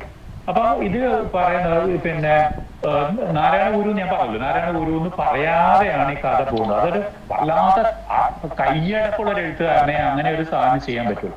ഈ കഥ ജാതിയുടെ ഇന്നത്തെ എത്ര തന്നെ മാറ്റി എന്ന് പറഞ്ഞാലും പോവാത്ത ജാതിയുടെ ഒരു കറയാണ് ഈ കഥയിൽ ശരിക്കും നമ്മുടെ മുമ്പ് പറയുന്നത്. അതില് രണ്ട് വ്യത്യസ്ത ജാതിക്കാരാണെന്ന് ഇങ്ങനെ പറഞ്ഞു എന്നല്ലാണ്ട് ഇടയ്ക്ക് വെച്ചിട്ട് ഈ കല്യാണക്കാരൻ ചർച്ച ചെയ്യുമ്പോൾ ഒന്ന് സൂചിപ്പിച്ചു പോകുന്നല്ലാതെ ഏത് ജാതിയാണെന്നൊന്നും ഇവർ പറയുന്നില്ല. പക്ഷെ എല്ലാം കൃത്യമായി പറഞ്ഞത് ഏത് ജാതിക്കാരനാണ്, മറ്റേ വധുവിന്റെ ആൾക്കാർ ഏത് ജാതിയാണ്, വരന്റെ ജാതിക്കാരാണ്, എല്ലാം കൃത്യമായി ചില സൂചകങ്ങളിലൂടെ ഹരീഷ് അറിയും. ഇതാണ് ഒരു കയ്യടക്കം എന്ന് പറയുന്നത്. വെറുതെ ഒരു വാക്ക് ഉപയോഗിച്ച് പറയാതെ നല്ല ഇത് നിർബന്ധമായിട്ട് എല്ലാവരും വായിക്കേണ്ട ഒരു കഥയാണ് എനിക്ക് തോന്നുന്നത്. ഇന്നലുള്ള എല്ലാ കഥയും വായിക്കേണ്ട തന്നെയാണ്. ഈ മോദത്തിതൻ എന്തായാലും വായിക്കേണ്ട ഒരു കഥയാണ്. ഒരുപക്ഷെ എനിക്ക് തോന്നുന്നേ മലയാളത്തിലെ സമകാലികമായ ഏറ്റവും പുതിയ 10 കഥകൾ തിരഞ്ഞെടുക്കാൻ ആരെങ്കിലും നിർദ്ദേശിച്ചാൽ, ഏറ്റവും 10 മികച്ച കഥകൾ തിരഞ്ഞെടുക്കാൻ പറഞ്ഞു കഴിഞ്ഞാൽ തീർച്ചയായും മോദത്തിതനായ വസിപ്പൂ മല പോലെ എന്നുള്ള കഥ ആരായാലും തിരഞ്ഞെടുക്കുന്നതാണ് തോന്നുന്നു. അത്രയും മികച്ച ഒരു കഥയാണിത്. ഇതില് പവിത്ര എന്ന് പറയുന്ന പെൺകുട്ടിയും അനൂപും ഇവര് രണ്ടുപേരും മെഡിക്കൽ കോളേജിൽ പഠിക്കുന്ന ചാക്കന്റെ കഥയൊക്കെ സംഭാഷണ ഇടയിലുള്ള സൂചനകൾ മാത്രമേ നമുക്ക് കിട്ടുള്ളൂ. കഥ വായിക്കുമ്പോൾ ഇങ്ങനെ നേരിട്ട് ഒരിടത്ത് പവിത്രനുണ്ടെന്നൊന്നും പറഞ്ഞില്ല കഥ പോവുക. ഇതിനിടയിൽ ഏതോ സ്ഥലത്തൊരു സൂചനകളാണ് നമുക്ക് കിട്ടുക. അപ്പൊ പവിത്രയുടെ വീട്ടുകാരും അനൂപിന്റെ വീട്ടുകാരും കൂടി കല്യാണത്തിന് മുമ്പേ ഒന്ന് ഒത്തുകൂടാൻ തീരുമാനിച്ചു. രണ്ട് ജാതിക്കാരാണ്. അപ്പൊ ജാതിക്കാർ ഏതാണെന്നുള്ളത് ഞാൻ ഇപ്പൊ പറയുന്നില്ല, വായിച്ചു കഴിഞ്ഞാൽ നിങ്ങൾക്ക് മനസ്സിലാവും. ചില സൂചനകൾ ഞാനിവിടെ പറയാം, അപ്പൊ നിങ്ങൾക്ക് മനസ്സിലാവുമായിരിക്കും. സൂചനകൾ മാത്രമേ ഞാൻ ഇപ്പോഴും ഇവിടെയും പറയുള്ളൂ, ഏതാണെന്നൊന്നും ഞാൻ പറയുന്നില്ല. രണ്ട് ജാതിക്കാരാണ്. അതെ, എന്റെ വീട്ടിലെ ചില സംഭവങ്ങളായിട്ട് അടുപ്പുണ്ടോ എന്ന് എനിക്ക് ചിലപ്പോ തോന്നുന്നുണ്ട്. അതുകൊണ്ട് കൂടിയാണ് എനിക്ക് ഈ കഥ അല്ലാണ്ട് ഒരു വൈകാരിക ബന്ധവും കൂടി ആകുന്നുണ്ടോ എന്നൊരു സംശയമുണ്ട്. കാരണം ഇങ്ങനെയുള്ള അപകടം ഇവിടെയും വരാതിരിക്കാൻ ശ്രദ്ധിക്കണമല്ലോ. അതുകൊണ്ടും കൂടിയാണ് ഇവിടെ കേൾക്കുന്നില്ല. അതുകൊണ്ട് ഞാൻ പറയുന്നത് മനസ്സിലാകുന്നവർക്ക് മനസ്സിലാകും, അല്ലാത്തവർക്ക് മനസ്സിലാവേണ്ട കാര്യമുള്ളൂ. ഞാൻ കഥയിലേക്ക് തിരിച്ചു വരാം. ഞാൻ പറഞ്ഞ പോലെ പവിത്രയും അനൂപും വീട്ടുകാർ രണ്ടുപേരും ഒത്തുകൂടാൻ കൂടുന്നു. അങ്ങനെ രണ്ടുപേരും ഒത്തുകൂടുമ്പോൾ ഉണ്ടാകുന്ന ചില സംസാരങ്ങൾ, ആ സംസാരത്തിനിടയിലാണ് തൂത്താലും തൂത്തു മാറ്റാൻ പറ്റാത്ത ജാതി കറകൾ ഇങ്ങനെ പുറത്ത് മെല്ലെ പുറത്തേക്ക് വരുന്നത്. ഇവർ രണ്ടുപേരും ആദ്യം തീരുമാനിക്കുന്നത്, കുട്ടികളെല്ലാം തീരുമാനിച്ചു നമ്മളായിട്ട് തന്നെ ഒഴിവാക്കും, നമുക്ക് കല്യാണം കൂടാം, രണ്ടുപേരും ഒത്തുകൂടാന്നൊക്കെ പറഞ്ഞു. അങ്ങനെ പവിത്രയുടെ വീട്ടിലേക്ക് വരികയാണ്. അപ്പൊ പവിത്രയുടെ വീട്ടില് വരുമ്പോ പവിത്രയുടെ വല്യമ്മ ചോദിക്കുകയാണ് പവിത്രയുടെ അമ്മയോട്. പവിത്രയുടെ അമ്മക്ക് പേര് പറയുന്നില്ല. അതുപോലെ പിന്നെ അനൂപിന്റെ അച്ഛനോ അമ്മക്കോ പേരില്ല, ചിലർക്കൊക്കെ പേര് അറിയുന്നില്ല, എന്നാൽ ചിലർക്കൊക്കെ പേര് വരും പറയുന്നുണ്ട്. കാരണം ചിലർക്ക് പേര് പറഞ്ഞാൽ പേരിനെ ഒന്നിച്ച് വാലും കൂടി പറയേണ്ടി വരും. അതുകൊണ്ട് പേര് പറയാതെ വളരെ ഒരു കൈയടക്കമാണെന്ന് നോക്കണം. പിന്നെ പവിത്രയുടെയോ അതുപോലെ പവിത്രയുടെ അച്ഛൻ ചന്ദ്രമോഹന്റെയോ ചന്ദ്രമോഹന്റെ അച്ഛൻ കരുണാകരന്റെയോ ഒക്കെ പേര് പറയുന്നതിന് യാതൊരു കുഴപ്പമില്ല. മറ്റവരുടെ ഒന്നും പേരില്ല, അച്ഛനും അമ്മയും മാത്രമാണ്. കാര്യം പിടികിട്ടുന്നുണ്ടാവും എനിക്ക് തോന്നുന്നു. അപ്പൊ പിന്നെ പവിത്രയുടെ വല്യമ്മ ഈ പവിത്രയുടെ അമ്മയോട് പറയുന്നുണ്ട് അവർക്കൊന്നും പേരില്ല, ചോറ് തിന്നാൻ എത്ര പേര് കാണും എന്നാണ് പറയുന്നത്. അപ്പൊ പിന്നെ പവിത്രയുടെ അമ്മ വല്യമ്മയോട് പറയണം, ചോറ് തിന്നുക എന്നൊന്നും പറയേണ്ട വല്യമ്മേ, ചോറ് ഉണ്ണാമെന്നേ അവരോട് പറയാവൂ. അങ്ങനെയൊക്കെ വാക്കൊക്കെ മെല്ലെ മെല്ലെ മാറാൻ വേണ്ടി തുടങ്ങിയ. അങ്ങനെ അതൊക്കെ വളരെയൊക്കെയാണ് അവരുടെ അനൂപിന്റെ വീട്ടുകാരൊക്കെ വന്നു. അപ്പോഴാണ് പവിത്രയുടെ അമ്മ വരുമോ പപ്പടം വറത്തില്ല എന്ന് പറഞ്ഞു. പവിത്രയുടെ അമ്മയൊക്കെ അവിടെ വന്ന് എല്ലാവരും കൂടി അടുക്കളയിലൊക്കെ അവരൊക്കെ കയറി. കാരണം എല്ലാവരും ഒത്തുകൂടാൻ ഒന്നാക്കാൻ തീരുമാനിച്ചതാണ്. അതിന് ജാതിയുടെ ഒന്നും അകൽച്ചയില്ല, പുറമെ അതൊന്നുമില്ല, പിന്നെ അകൽച്ചൊന്നും ഇല്ലാന്ന് കാണിക്കാൻ വേണ്ടിയിട്ട് അവരൊക്കെ അടുക്കളയിലൊക്കെ കയറി. അപ്പൊ അമ്മ പറയണു ഓ പപ്പടം വറത്തില്ല. അപ്പൊ അനൂപിന്റെ അമ്മ പറയുന്നത്, ഞാൻ നേരത്തെ പറഞ്ഞ പോലെ അനൂപിന്റെ അമ്മക്ക് പേരില്ല, പവിത്രയുടെ അമ്മക്കും പേരില്ല. സാരമില്ല, പപ്പടം കാച്ചാൻ ഞാനും കൂടാ. പപ്പടം വറത്തില്ല എന്നാണ് പവിത്രയുടെ അമ്മ പറയുന്നത്. സാരമില്ല, പപ്പടം കാച്ചാൻ ഞാനും കൂടാ, അനൂപിന്റെ അമ്മ. അപ്പൊ പവിത്രയുടെ അമ്മ മറുപടി, വേണ്ടമ്മേ ഞാൻ തന്നെ കാച്ചി പോകാം. അവര് മെല്ലെ വറുക്കല് മാറ്റിയിട്ട് കാച്ചലിലേക്ക് മാറുന്നു. വാക്ക് മെല്ലെ മാറും. പിന്നെ ഇതിനിടയിൽ സംഭാഷണത്തിനിടയിൽ പിന്നെ നല്ല ഐക്യമാണ്, വളരെ നല്ല ഐക്യമാണ്. പുരുഷന്മാരെല്ലാം കുപ്പിയും വെള്ളവും തണുത്ത വെള്ളമായിട്ട് അങ്ങോട്ടും ഇങ്ങോട്ട് പോകുന്നു. സ്ത്രീകൾ അക്കാര്യത്തിലെല്ലാം ഐക്യമാണ്. അതിൻ്റെ അകത്തുനിന്ന് ജാതിഭേദം മതദ്വേഷം ഏതും ഇല്ലാതെ സർവരും സോദരത്തേരെ വാഴുന്ന ഒരു മാതൃകാസ്ഥാനമായിട്ട് തന്നെയാണ് ഇവിടെ ഇപ്പം മാറുന്നത്. ഒന്നുമില്ല. പക്ഷെ വാക്കുകൾ ഇങ്ങനെ ഇടക്കിടക്ക് ഇങ്ങനെ മാറുകയും ചില ചിന്തകൾ ഇനി വരാൻ പോകുന്നിടത്ത് വലിയൊരു പ്രതീകം കൂടി വരുന്നുണ്ട്. അപ്പോ ഒരു കണക്കിന് പുതിയ പിള്ളേരാ ശരി, അവര് ജാതിയും മതവും വല്ലതും നോക്കുക എന്നിങ്ങനെ സംഭാഷണത്തിൽ പറഞ്ഞു. അപ്പോ ഉണ്ണിമാമൻ, ഞാൻ ഈ പറയുന്ന ഉണ്ണിമാമനാണ് ആകെ ഈ പറയുന്ന ഇയാളുടെ അനൂപിന്റെ വീട്ടില് പേരുള്ള ഒരേ ഒരാൾ ഉണ്ണിമാമനാണ്. ഈ പിന്നെ മാമനായതുകൊണ്ട് അയാൾക്ക് വാല് പറയേണ്ടതൊക്കെ വേറെ പേരുകളൊന്നും പറഞ്ഞു കുഴപ്പമില്ല. എന്നിട്ട് അപ്പൊ ഉണ്ണിമാമൻ പറയാൻ, ഇവിടെയാണ് കഥക്ക് ഒരു പുതിയൊരു മാനം വരുന്നത്. ഞങ്ങളുടെ കുടുംബത്തിലെ ലാസ്റ്റ് കല്യാണം, എല്ലാ സ്വന്തക്കാരും വരും, ആ ഫോട്ടോ അവിടെ വെക്കണമെന്നുണ്ടോ? അപ്പൊ പിന്നെ പവിത്രയുടെ അച്ഛനും ആൾക്കാരെ ചന്ദ്രമോഹനൊക്കെ പറയണം, അല്ല പിന്നെ അവരൊക്കെ പറയണം, പന്തല് ഫോട്ടോ ഒന്നും വെക്കില്ല, നിങ്ങൾക്ക് അപ്രിയമായ ഒരു കാര്യവും അവിടെ നിന്ന് ചെയ്യരുത് നമ്മൾ ആദ്യം തീരുമാനിച്ചു. രണ്ടു കൂട്ടർക്കും ഒത്തിട്ടുള്ള കാര്യം പറ്റും, അതുകൊണ്ട് പന്തലിൽ ഫോട്ടോ ഒന്നും വെക്കില്ല എന്ന് ആദ്യം തീരുമാനം. അപ്പൊ ഉണ്ണിമാവൻ പറഞ്ഞ രണ്ടാമത്തെ കാര്യം ഇയാൾക്ക് മനസ്സിലായില്ല എന്ന് വിചാരിച്ചിട്ട്, അത് ഞങ്ങൾക്ക് അറിയാം അതല്ലെന്നേ, വീട്ടിൽ കയറി ചെല്ലുമ്പോ തന്നെ മുൻവശത്തിരിക്കുന്ന വലിയ ഫോട്ടോ, അവിടെ ഒരു വലിയൊരു ഫോട്ടോ ഉണ്ട്, താഴെ രണ്ടുപേര് എഴുതിയ ഒരു ഫോട്ടോ ഉണ്ട്. ആ ഫോട്ടോ എന്ന് മാത്രമേ പറയുന്നുള്ളൂ, ആരെയാണെന്നൊന്നും പറയുന്നില്ല. അങ്ങനെ അപ്പൊ അവര് പറഞ്ഞു ഓ അപ്പൊ അത് മാറ്റാന്ന് തീരുമാനിച്ചു. അവിടെ വെച്ച് തീരുമാനിക്കല്ല, അത് മാറ്റാമെന്നൊക്കെ ആളിയോട് ഉറപ്പ് കൊടുക്കുകയാണ്. അപ്പൊ ചന്ദ്രമോഹനോട്, അതായത് പവിത്രയുടെ അച്ഛനോട് പറഞ്ഞ് ബോധ്യപ്പെടുത്തണല്ലോ. അപ്പൊ അച്ഛനോട് പറഞ്ഞു ഒന്നാമത്തെ ഫോട്ടോ എടുത്ത് മാറ്റാം എന്ന് പറഞ്ഞു.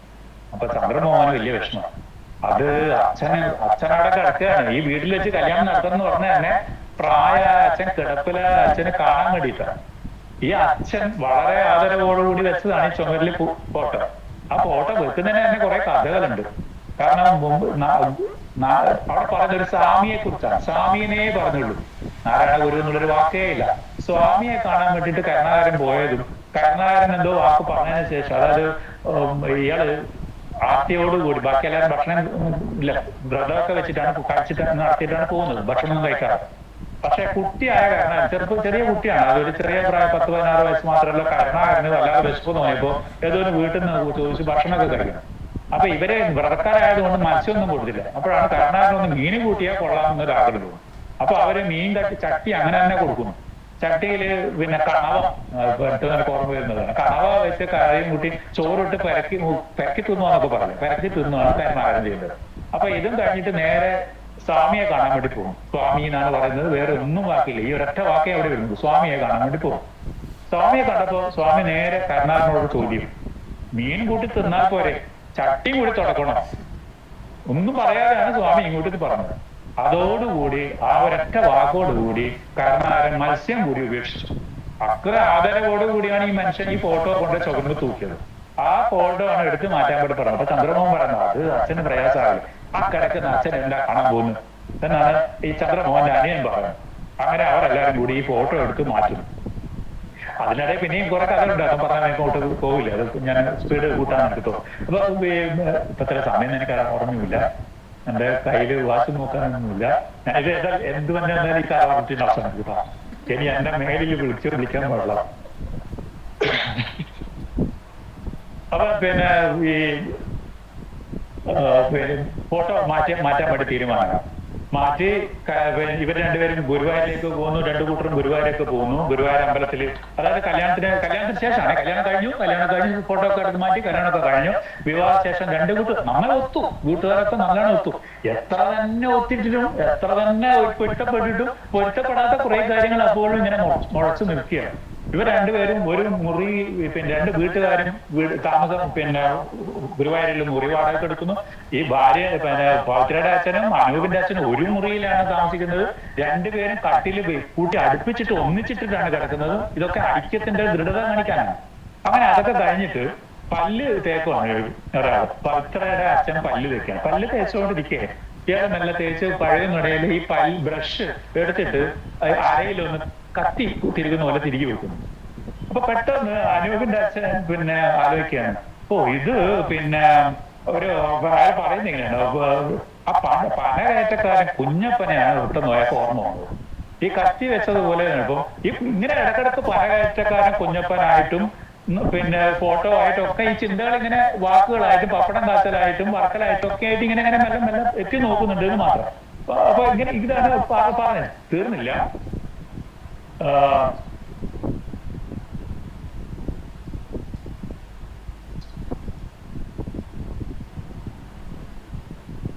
അവിടെ വെച്ചിട്ട് പിന്നെ തിരിച്ചു വരുന്നു. അതിനുശേഷം ഇവര് വീടല്ല, ഒന്ന് പഴയ വീട് പൂട്ടിക്കിടക്കണം. ആ വീട്ടിലെ എന്തെങ്കിലും പ്രത്യേകത ഉണ്ടെന്ന് ഒന്നും പറയത്തില്ല. ആ വീടൊന്ന് കുറെ ആയിട്ട് തുടച്ചും വൃത്തിയാക്കായിട്ട് മഴയൊക്കെ തട്ടി വൃത്തികേടായിട്ടുണ്ടാവുമല്ലോ എന്ന് പറയട്ടെ വീട് വൃത്തിയാക്കാൻ വേണ്ടിയിട്ട് ഇയാൾ മെല്ലെ ഈ ഭക്തരുടെ അച്ഛൻ മെല്ലെ ചന്ദ്രമോഹൻ ആ വീട്ടിലേക്ക് കയറുക. അപ്പൊ കാണുന്നത് ആ മാറ്റി വെച്ച ഫോട്ടോ അവിടെ ഉണ്ട്, ചുമരിന് നിലത്ത് കിടച്ച് ചാരി വെച്ചിട്ട്, പഴയ വീട്ടിൽ പൂട്ടിയിട്ട വീട്ടില്. അതിനിടയിൽ പറയേണ്ട ഒരു നല്ലൊരു ഒരു പിന്നെ ഒരു സിമ്പൽ ഉണ്ടായിരുന്നു. ഈ ഫോട്ടോ മാറ്റുമ്പോ അതാണ് അത് പറയാൻ വിട്ടുപോകാൻ പറ്റാത്തൊരു ഭാഗം. ഞാൻ എന്റെ ധൃതി സമയം മൊത്തം ആലോചിച്ചപ്പോഴാണ് അങ്ങോട്ട് ചാടിപ്പോയത്. അതായത് ഈ ശ്രീനാരായണ ഗുരുവിന്റെ ഫോട്ടോ മാറ്റുമ്പോ പെയിന്റ് ഒക്കെ അടിച്ച് കഴിഞ്ഞിട്ടാണ്. കാരണം കല്യാണത്തിന് അടുത്ത ദിവസമാണ് ഈ സർക്കാർ പിന്നെ ഇവരെ തമ്മിൽ കൂടാൻ വേണ്ടി നിൽക്കുന്നത്.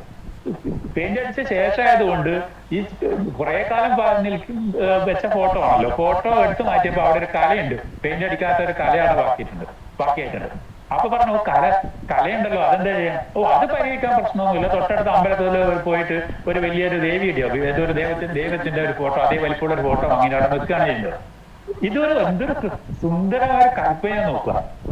നമ്മുടെ മനസ്സിൽ നിന്ന് നാരായണ ഗുരു എന്ന് പറയുന്നത് കേരളത്തിലെ നവോത്ഥാനത്തിന് വേണ്ടി പിന്നെ ശ്രമിച്ച ആളും നമ്മളെ ജാതീയതയുടെ പിന്നെ വിഷാംശങ്ങളും ദൂരീകരിക്കാൻ വേണ്ടി ശ്രമിച്ച ഒരാളാണ്. അദ്ദേഹത്തിന്റെ ഒക്കെ പ്രവർത്തനത്തിൽ നിന്ന് ജാതി പോകും, ഇല്ലാണ്ടായി പോകുന്നതാണ് നമ്മളൊക്കെ കരുതിയത്. പക്ഷെ അദ്ദേഹത്തെ മറ്റൊരു ജാതിയുടെ വക്താവാക്കി മാറ്റുകയോ ജാതിയുടെ പ്രയോക്താവാക്കി മാറ്റുകയോ അങ്ങനെ ഫോട്ടോ ആക്കി മാറ്റുകയാണ് ചെയ്തത്. വാസ്തവത്തില് ജാതി എന്ന് പറയുന്നത് തൂത്തുപോകാതെ ഒന്നായി നിൽക്കുകയും അതവിടെ ചുമരുകൾ പതിഞ്ഞു നിൽക്കുകയും ചെയ്തു. പക്ഷെ നാരായണ ഗുരുവിന്റെ ദർശനങ്ങള് മനസ്സിൽ നിന്ന് പണ്ടേ പോയിരുന്നു എന്നുള്ളത് കാണിക്കാൻ എന്ത് രസകരമായിട്ടാണ് ഹരീഷ് ഈ ഒരു കയ്യടക്കമുള്ള ഒരു എഴുത്തുകാരനായിട്ട് അവിടെ പ്രത്യക്ഷപ്പെടുന്നത് കാണാൻ പറ്റും. ഞാൻ അവസാന ഭാഗത്തേക്ക് പോവാ. ഈ അവസാന ഭാഗത്തുമ്പോഴത്തേക്ക് ഈ ഫോട്ടോ അവിടെ ചെതല് അരിച്ച് ചുറ്റുഭാഗമൊക്കെ പോയി ഞാൻ നിൽക്കുകയാണ്. അപ്പോഴും പറയുന്നുണ്ട് ആ മുഖം അപ്പോഴും ചെതലരിക്കാതെ ബാക്കിയുണ്ട്. താഴെ ആ രണ്ടു വരിയും പൂർണ്ണമായി കവിതയുടെ രണ്ട് വരിയും അവിടെ തന്നെ നിൽക്കുന്നുണ്ട്. ഞാൻ കവിതയുടെ വരി എന്താന്ന് ഇവിടെ പറയുന്നില്ല. ആ കവിതയുടെ വരി എന്താന്ന് ഹരീഷ് പറയുന്നേ ഇല്ല. ഈ പിന്നെ ഫോട്ടോ ആരുടേതാണെന്ന് പറയുന്നേ ഇല്ല. പക്ഷെ പറയാതെ നമ്മളോടെല്ലാം പറയുന്നുണ്ട്. ബാക്കിയുള്ള കഥകൾ നിങ്ങൾ വായിക്കണം. പിന്നെ ഒരു കഥ നിങ്ങൾ എന്തായാലും കണ്ടിട്ടുണ്ടാവും. പിന്നെ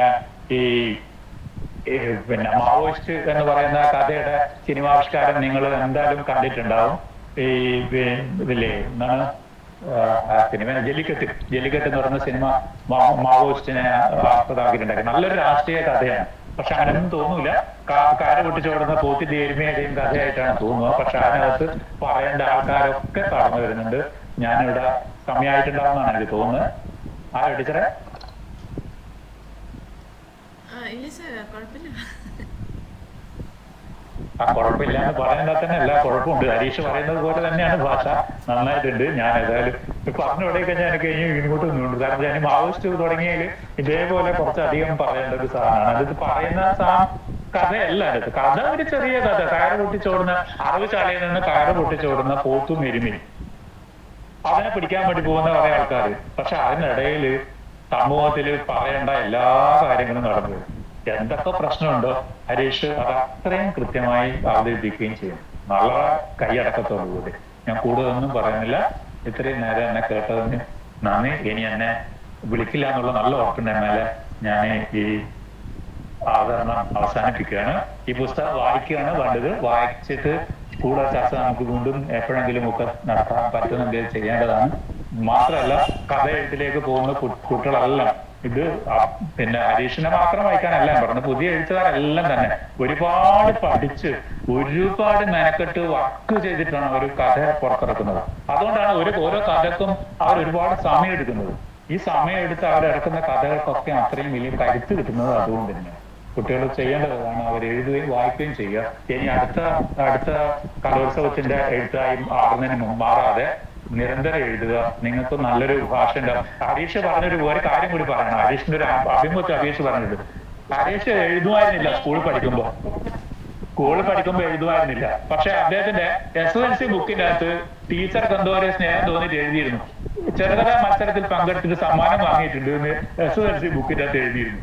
ഞാൻ ഇന്നലെ സ്കൂളിൽ പ്രസംഗിക്കുമ്പോ ഇതേ കാര്യം പറഞ്ഞൊരു സന്ദർഭമുണ്ട്. ഒരാൾ വെറുതെ പറയുന്ന വാക്ക് ചിലപ്പോ എങ്ങനെയാണ് ഫലവത്താവുമെന്ന് സൂചിപ്പിക്കാൻ വേണ്ടി ഞാനിത് പറഞ്ഞിരുന്നു. ഹരീഷ് പറഞ്ഞു, ഞാൻ അന്ന് വരെ ഒരു കഥ എഴുതിയിട്ടുണ്ടായിരുന്നില്ല. വായിക്കും, ഭാഷ ടീച്ചറുടെ ക്ലാസ്സിലൊക്കെ നന്നായി ശ്രദ്ധിക്കും. സാഹിത്യം ഭാഷയുടെ ഒക്കെ താല്പര്യമുള്ളതുകൊണ്ട് മലയാളം ടീച്ചർക്ക് അത് ഇഷ്ടമാണ്. ആ ഒരു ഇഷ്ടം വെച്ചിട്ട് ഇവനെ ഒരു ചെറിയൊരു ക്രെഡിറ്റ് ഇരിക്കട്ടെ ടീച്ചർ എഴുതി കൊടുക്കുക കഥ വായിക്കുന്നുള്ളൂ. പക്ഷെ പിന്നീട് എഴുതി തുടങ്ങി, അതായത് വൈകി എഴുതി തുടങ്ങിയ ഹരീഷ് അറിയപ്പെടുന്ന എഴുത്തുകാരനായി മാറി. ഇപ്പോഴേ എഴുതി തുടങ്ങുന്ന നിങ്ങൾക്ക് പല ആൾക്കും മികച്ച നല്ല എഴുത്തുകാരാകാനുള്ള എല്ലാ കോപ്പും നിങ്ങളുടെ കയ്യിലുണ്ട്. അത് ഉപയോഗിക്കുക എന്നുള്ളതാണ്, അത് വർദ്ധിപ്പിക്കുക എന്നുള്ളതാണ്, അതിന് മൂർച്ച കൂട്ടുക എന്നുള്ളതാണ് നിങ്ങൾക്ക് ചെയ്യേണ്ടത്. നിങ്ങൾക്ക് എല്ലാവിധ ആശംസകളും നേരുന്നു. കേട്ട എല്ലാവർക്കും നന്ദി പറഞ്ഞു.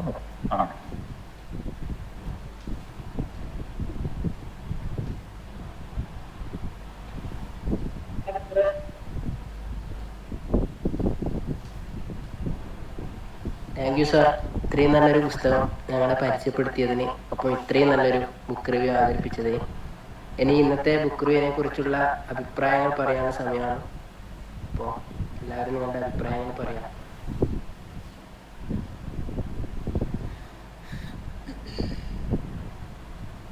പറഞ്ഞോട്ടെ പക്ഷേ പറഞ്ഞോളൂ. മാഷ ആദ്യം തന്നെ ഈ ഒരു അപ്പന് ചെറുകഥാ സമാഹാരത്തിലെ ഈ ഒരു 2 കഥകൾ അതിനെ ബുക്ക് റിവ്യൂ എന്നൊരു ഉപരിയായിട്ട് വളരെ സൂക്ഷ്മമായിട്ട് അവലോകനം ചെയ്തുകൊണ്ട് ഒരു അവതരണം നടത്തിയെന്നാണ് പറയാനുള്ളത്. അപ്പൊ മാഷ എങ്ങനെയാ കഥ പറയുന്നത് നമുക്ക് എല്ലാവർക്കും അറിയുന്നതാണ്. അതിനെ കുറിച്ച് പറയാൻ ഞാൻ വലിയ ആളൊന്നുമല്ല. എങ്കിലും ആ ഒരു കഥയുടെ എല്ലാ ആശയങ്ങളും ഉൾക്കൊണ്ടുകൊണ്ട് നല്ല രസമുണ്ടായിരുന്നു കേട്ടിരിക്കാൻ വേണ്ടിയിട്ട്. ഞാൻ ഈ കൃതി വായിച്ചതാണ്. ഇതിലെ മോദസ്ഥിതനായ വസിപ്പു മല പോലെ എന്ന് പറയുന്ന ആ ഒരു കഥ വായിക്കണമെന്ന് ഡിഗ്രി ക്ലാസ്സിലെ ടീച്ചർ ഇങ്ങനെ ക്ലാസ് എടുത്തുകൊണ്ടിരിക്കുന്ന സമയത്ത് ഈ ഒരു കഥയെ കുറിച്ച് പരാമർശിച്ചിട്ടുണ്ടായി. അപ്പൊ ആ സമയങ്ങളിൽ എന്തെങ്കിലും വായിക്കണം എന്ന് പറഞ്ഞാൽ മാത്രം വായിക്കുന്ന ഒരു സമയമായതുകൊണ്ട് ടീച്ചർ എന്താണോ വായിക്കണം എന്ന് പറഞ്ഞത് അത് മാത്രം നോക്കി ആഴ്ചപ്പതിപ്പിലും ലൈബ്രറിയിലും പോയി വായിക്കുന്ന ഒരാളായിരുന്നു ഞാനും. അങ്ങനെ ഞാൻ വായിച്ച ഒരു കഥയാണ് മോദസ്ഥിതനായ വസിപ്പു മല പോലെ. അപ്പം മാഷ് ആദ്യം അപ്പനെ കുറിച്ച് മാത്രം പറയുമ്പോൾ ഞാൻ വിചാരിച്ചു മാഷ് അത് ഇനി ആ 2ാമത്തെ കഥയിലേക്ക് കടക്കൂലേ എന്നുള്ള ഒരു സംശയം എനിക്ക് ഉണ്ടായിരുന്നു. പിന്നെ ഞാനിത് പറയാതെ വിട്ടുപോകാൻ പാടില്ല എന്ന് പറഞ്ഞപ്പോ ഞാനൊക്കെ ഉറപ്പായി ഇത് ആ കഥയും കൂടി പറഞ്ഞ് മാഷ് അവസാനിപ്പിക്കുള്ളൂ എന്ന് മനസ്സിലായി. അപ്പോ നല്ല രസത്തിൽ വായിക്കാൻ പറ്റുന്ന ഒരു കഥയാണ്. അപ്പൻ എന്ന് പറയുന്ന കഥ ഞാൻ വായിച്ചിട്ടുണ്ട്. ആ ബുക്കിലുള്ള 6 കഥകളാണ് ആ സമാഹാരത്തിലുള്ളത്. അതിലെ എല്ലാ കഥകളും ഞാൻ വായിച്ചിട്ടുണ്ട്. പക്ഷെ എന്റെ മനസ്സിൽ ഇപ്പോഴും കഥാപാത്രങ്ങളായിക്കോട്ടെ ചില സന്ദർഭങ്ങളായിക്കോട്ടെ മനസ്സിൽ തങ്ങി നിൽക്കുന്ന ഒരു കഥ എന്ന് പറയുന്നത് ഈ മോദസ്ഥിതനായ വസിപ്പു മല പോലെ എന്ന് പറയുന്ന ഈ ഒരു കഥയാണ്. അതിലെ കഥാപാത്രങ്ങള്, പിന്നെ അവരുടെ സംഭാഷണങ്ങള്, നമ്മുടെ നാടൻ ഭാഷയിലുള്ള ചില പ്രയോഗങ്ങള്, അതൊക്കെ എങ്ങനെയാണ് ഭാഷ, നമ്മൾ എത്രത്തോളം ജാതി ഇല്ല എന്ന് പറഞ്ഞാലും ഈ അവർണ സവർണ ബോധം എങ്ങനെയാണ് മനുഷ്യനിലേക്ക് തികട്ടി വരുന്നത് എന്നുള്ളതിന്റെ ഒരു തെളിവാണ് നമുക്ക് ഈ കഥ എന്ന് പറയുന്നത്. ശരിക്കും എന്ന് പറയുന്നത് ഒരു വിവാഹം അങ്ങനെയുള്ള കാര്യങ്ങളിലേക്ക് അടുക്കുമ്പോഴാണ് ജാതി പ്രത്യക്ഷപ്പെട്ട് വരുന്നത്. അതുകൊണ്ടാണല്ലോ നമ്മുടെ ഓരോരോ ജാതിക്കാർക്കും വ്യത്യസ്ത തരത്തിലുള്ള മാട്രിമോണികള് ഇന്ന് ഉണ്ടാവുന്നത് തന്നെ. അപ്പോ ആ ഒരു ഭാഷയായിക്കോട്ടെ, സംസ്കാരമായിക്കോട്ടെ, ചരിത്രമായിക്കോട്ടെ, കുടുംബമായിക്കോട്ടെ, ആൺപെൺ ബന്ധങ്ങളായിക്കോട്ടെ, ഇതിലൊക്കെ എങ്ങനെയാണ് ജാതി കടന്നു വരുന്നത് എന്നുള്ള ഒരു നേരിട്ട് അല്ലെങ്കിൽ പോലും സൂക്ഷ്മമായിട്ട് ഇതിന് ശ്രീനാരായണ ഗുരുവിനെ നേരിട്ട് ഇതിൽ പറയുന്നില്ല, മാഷ് പറഞ്ഞു. അതുപോലെ തന്നെ ജാതി ഓരോന്നിൽ ഇങ്ങനെ കുത്തി വരുന്നത് എങ്ങനെയാണെന്ന് ഈ കഥ വായിക്കും മനസ്സിലാവും. ഞാനത് എടുത്തു പറയാൻ, ഈ കഥ മാത്രം എടുത്തു പറയാൻ കാരണം ഇത് എനിക്ക് അത്രയ്ക്ക് ഇഷ്ടമുള്ള ഒരു കഥയായതുകൊണ്ടാണ്. ഒരുപാട് ചർച്ച ചെയ്യപ്പെടേണ്ടുന്ന, ഇന്നും ചർച്ച ചെയ്യപ്പെടേണ്ടുന്ന ഒരു കഥയാണ് ഇത്. ജാതി ഒരു കാലത്തും അന്യം നിന്ന് പോകുന്നതാണെന്ന് തോന്നുന്നില്ല. അപ്പോ ഈ ഒരു സന്ദർഭത്തില് ആ കഥയെ കുറിച്ച് മാത്രം പറഞ്ഞതാണ്. പിന്നെ അപ്പനെ കുറിച്ചിട്ടുള്ള ആ കഥയിൽ മാഷ് പറഞ്ഞ കാര്യങ്ങള് എനിക്ക് ഓർത്തെടുക്കാൻ പറ്റി. ഇതൊക്കെ ഞാൻ അതിൽ വായിച്ചിട്ടുണ്ടല്ലേ എന്ന് ഓർത്തെടുക്കാൻ പറ്റി. ശരിക്കും ബുക്ക് റിവ്യൂ എന്നതിലുപരി ഈ പുസ്തകം ശരിക്കും നമ്മുടെ മുന്നിൽ ആദ്യം മുതൽ അവസാനം വരെ വന്നൊരു പ്രതീതിയാണ് ഈ ഒരു അവതരണത്തിലൂടെ മാഷ് കൊണ്ടുവന്നിട്ടുള്ളത്. ഒരുപാട് സന്തോഷം മാഷ്.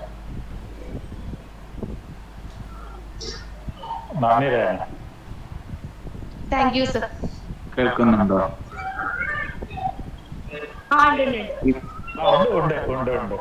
ഞാൻ വീട്ടിലാണ്, അതുകൊണ്ട് എനിക്ക് ഇവിടുത്തെ റേഞ്ചിന്റെ സ്ഥിതി അറിയില്ല. ഓക്കെ, ഞാൻ പറഞ്ഞോളൂ രേനാന്ന് പറഞ്ഞത് ഞാൻ പറയാൻ വേണ്ടി ഒരുങ്ങിയായിരുന്നു. അന്നേരം ഞാൻ ചോദിച്ചു പറഞ്ഞു. ഓക്കെ, അതുകൊണ്ട് പറഞ്ഞോളൂ രേനെന്ന് പറഞ്ഞത്. അപ്പൊ എന്താ മാഷിനോടാണ്ട് പറയാൻ പറ്റുന്ന കാര്യമാണ്, എനിക്ക് പേടിച്ചതുപോലെ നടന്നില്ല, ആഗ്രഹിച്ചതുപോലെ നടന്നില്ല എന്ന് പറയുന്ന അവസ്ഥയാണ്.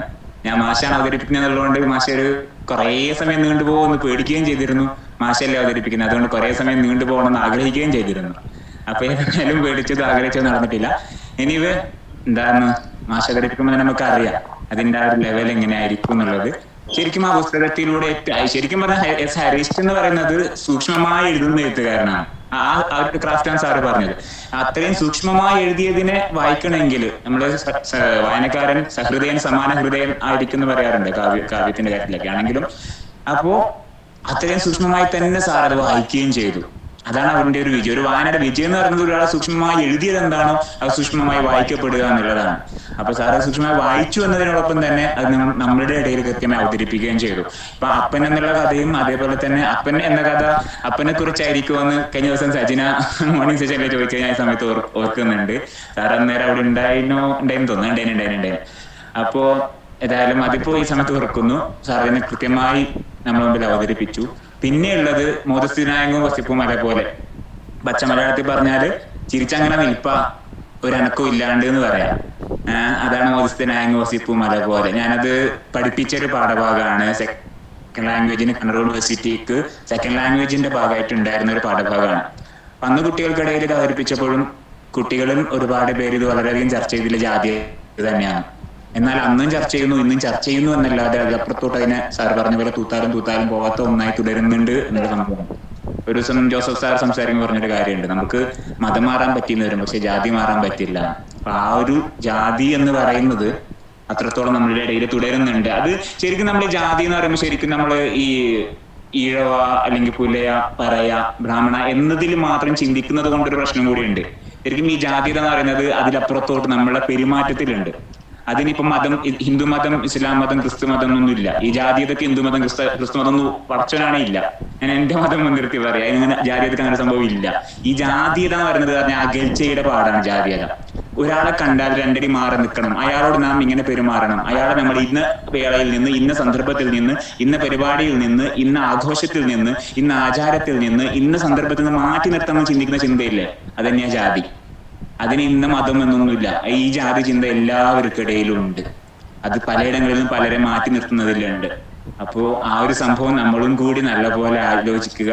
ഒപ്പം തന്നെ ആ ഒരു പേര് ഒരിക്കൽ കൂടി ഞാൻ പറയണം, മോദസ്ഥിതനായങ്കു വസിപ്പു മല പോലെ. ചിലപ്പോഴൊക്കെ മാച്ചിനെ നമുക്ക് അങ്ങനെ കാണാറുണ്ട്, മോദസ്ഥിതനായങ്കു വസിപ്പു മല പോലെ. സന്തോഷം മാഷാണ് ഞാൻ പറയുന്നതാണ് കേട്ടോ. അപ്പൊ ഏതായാലും വളരെയധികം സന്തോഷമുണ്ട് അവതരിപ്പിച്ചതിലും കേൾക്കാൻ പറ്റിയതിലും ഈ ഒരു സമയത്ത് അത് കൃത്യമായി ഉൾക്കൊള്ളാൻ പറ്റിയതിലും സന്തോഷം അറിയിക്കുന്നു. ഓക്കെ,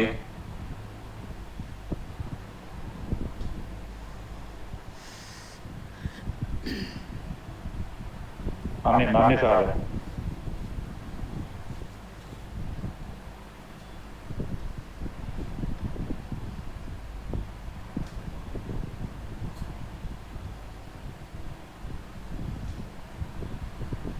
ഇതാരാണ് അവസാനിപ്പിക്കുക?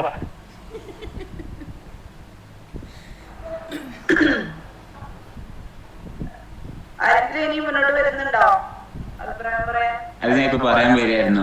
ആരും അവസാനിപ്പിച്ചില്ല. ഇപ്പൊ രജിസ്റ്റൻസ് വരും. ആരെങ്കിലും പറയാനുണ്ടോ ചോദിച്ചു മിസ് പറയാൻ വരും.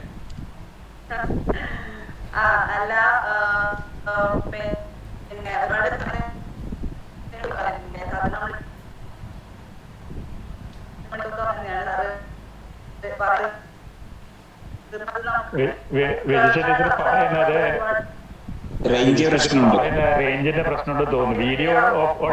വീഡിയോ ഒഴിവാക്കിയാൽ ചിലപ്പോ കുറച്ചുകൂടി ക്ലിയർ ഉണ്ടാവാൻ സാധ്യതയുണ്ട്.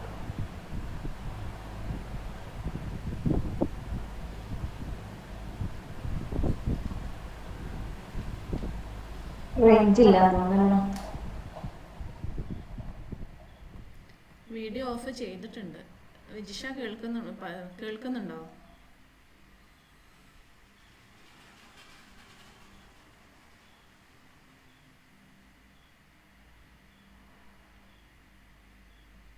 കംപ്ലീറ്റ്ലി പോയിന്ന് തോന്നുന്നു.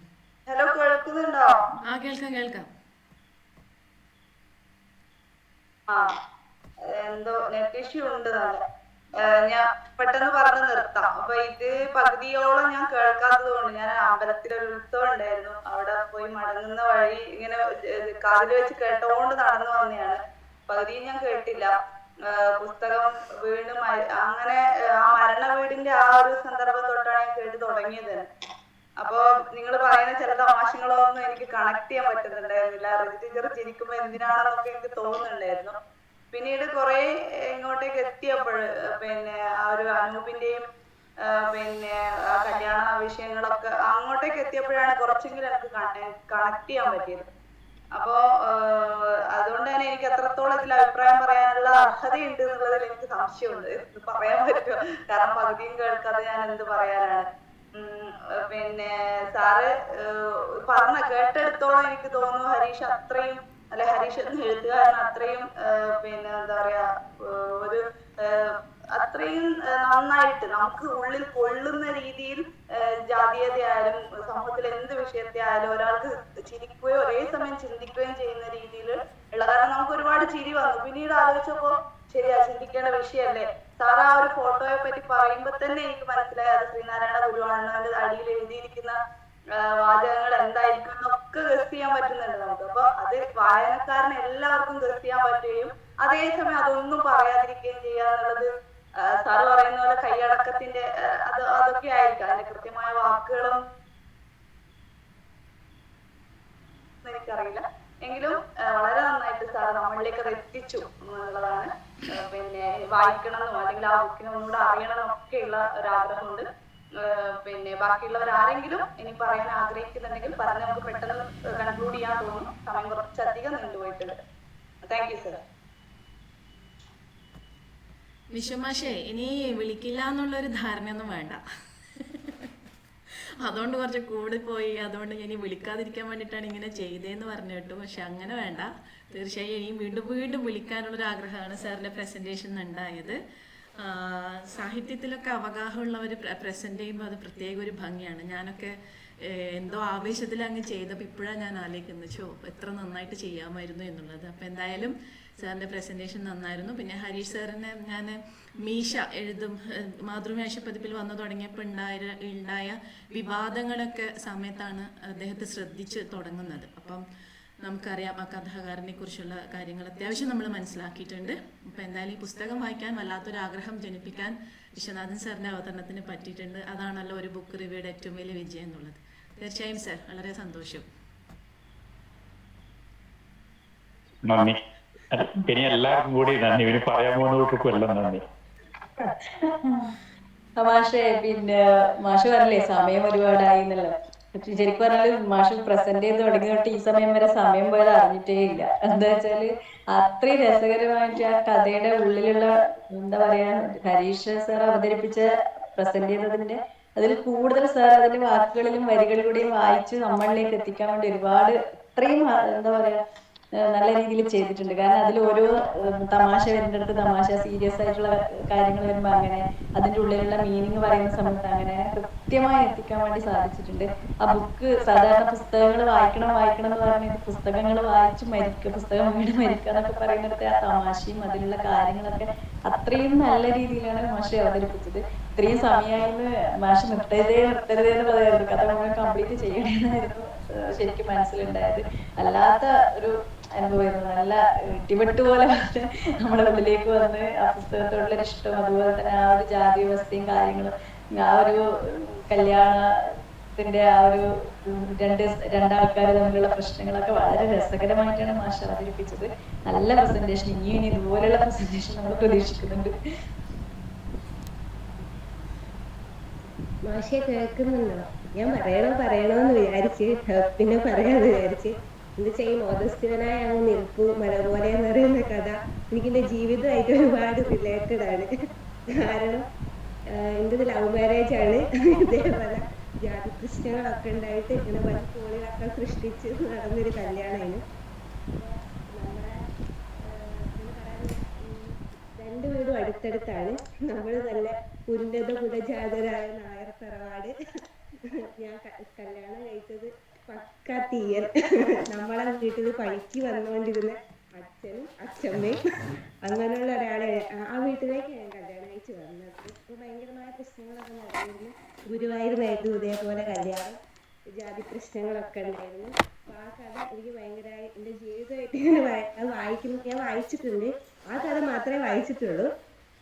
അപ്പൊ ഞാൻ ഇങ്ങനെ ഓരോന്ന് വായിക്കുമ്പോൾ എനിക്ക് അങ്ങനെയായിരുന്നു. ഞാൻ അന്ന് വായിച്ചപ്പോൾ ഇത്ര ഇതാകും തോന്നിയില്ല. പിന്നീട് കല്യാണം കഴിഞ്ഞ സമയത്ത് ആ കഥ പോലെ തന്നെ ആയോ എന്നുള്ളൊരു ഈ ഭാഷയുടെ പ്രശ്നങ്ങൾ വന്നിട്ടുണ്ടായിരുന്നു. ഒന്നാമത് അറിയാലോ, അവിടെ പണിക്ക് വന്നവരാവുന്ന സമയത്ത് വീട്ടിലുണ്ടാകുന്ന പ്രശ്നങ്ങൾ അറിയാലോ. അങ്ങനെ ഭാഷകള്, ഒരു ഭക്ഷണം കൊടുത്തിരുന്ന സ്ഥലങ്ങള്, അപ്പൊ അവിടേക്ക് പോകാൻ നാണല്ലേ എന്നൊക്കെ ചോദിച്ച് അടിച്ചിട്ടൊന്നുമില്ല, പക്ഷെ വാക്കുകൾ കൊണ്ട് ഒരുപാട് മുറിവേൽപ്പിക്കൂലേ. അത് ചില കാരണവന്മാർ ഇപ്പോഴും ആ എന്താ പറയാ ചേരാതെ മാറി നിൽക്കൂലേ. എന്താ പറയാ പൂച്ച തട്ട കലം പുറത്ത് എന്ന് പറയുന്നത് അങ്ങനെയുള്ളവരും ഉണ്ട്. അപ്പൊ എത്ര മാറിയെന്ന് പറഞ്ഞാലും, എത്ര സമൂഹം മാറിയെന്ന് പറഞ്ഞാലും ഇപ്പോഴും ആ ഒരു ഇടുങ്ങിയ ചിന്താഗതിയുള്ളവർ ഇപ്പോഴും ഉണ്ട്. നല്ല രീതിയിൽ മാഷ്, നമ്മൾ ക്ലാസ്സിലിരിക്കുമ്പോൾ തന്നെ മാഷ് ക്ലാസ് എടുക്കുന്ന ഇങ്ങനെ എടുത്തെടുത്ത് പോയാലും നമുക്ക് വിശക്കുന്നുണ്ടെങ്കിൽ നമ്മൾ മിണ്ടാതെ ഇങ്ങനെ ഇരിക്കും. എന്നുവെച്ചാൽ മാഷ് ഇങ്ങനെ ഒഴുക്കിനനുസരിച്ച്, മാഷ് പറയുന്നതിനനുസരിച്ച് ആ ഒഴുക്കിന് നമ്മൾ നീങ്ങിക്കൊണ്ടിരിക്കും. അതേപോലെ തന്നെ തോന്നും.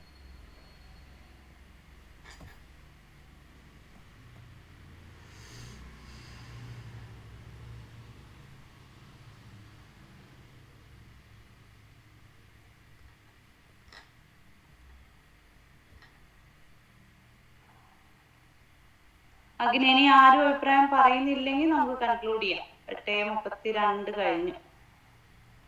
ഓക്കെ. അപ്പോൾ ഇന്നത്തെ വാഹനം അവസാനിപ്പിക്കുന്നതിന് മുമ്പ് അടുത്ത ആഴ്ചത്തെ പോസ്റ്റർ ഒന്ന് ഷെയർ ചെയ്യാം.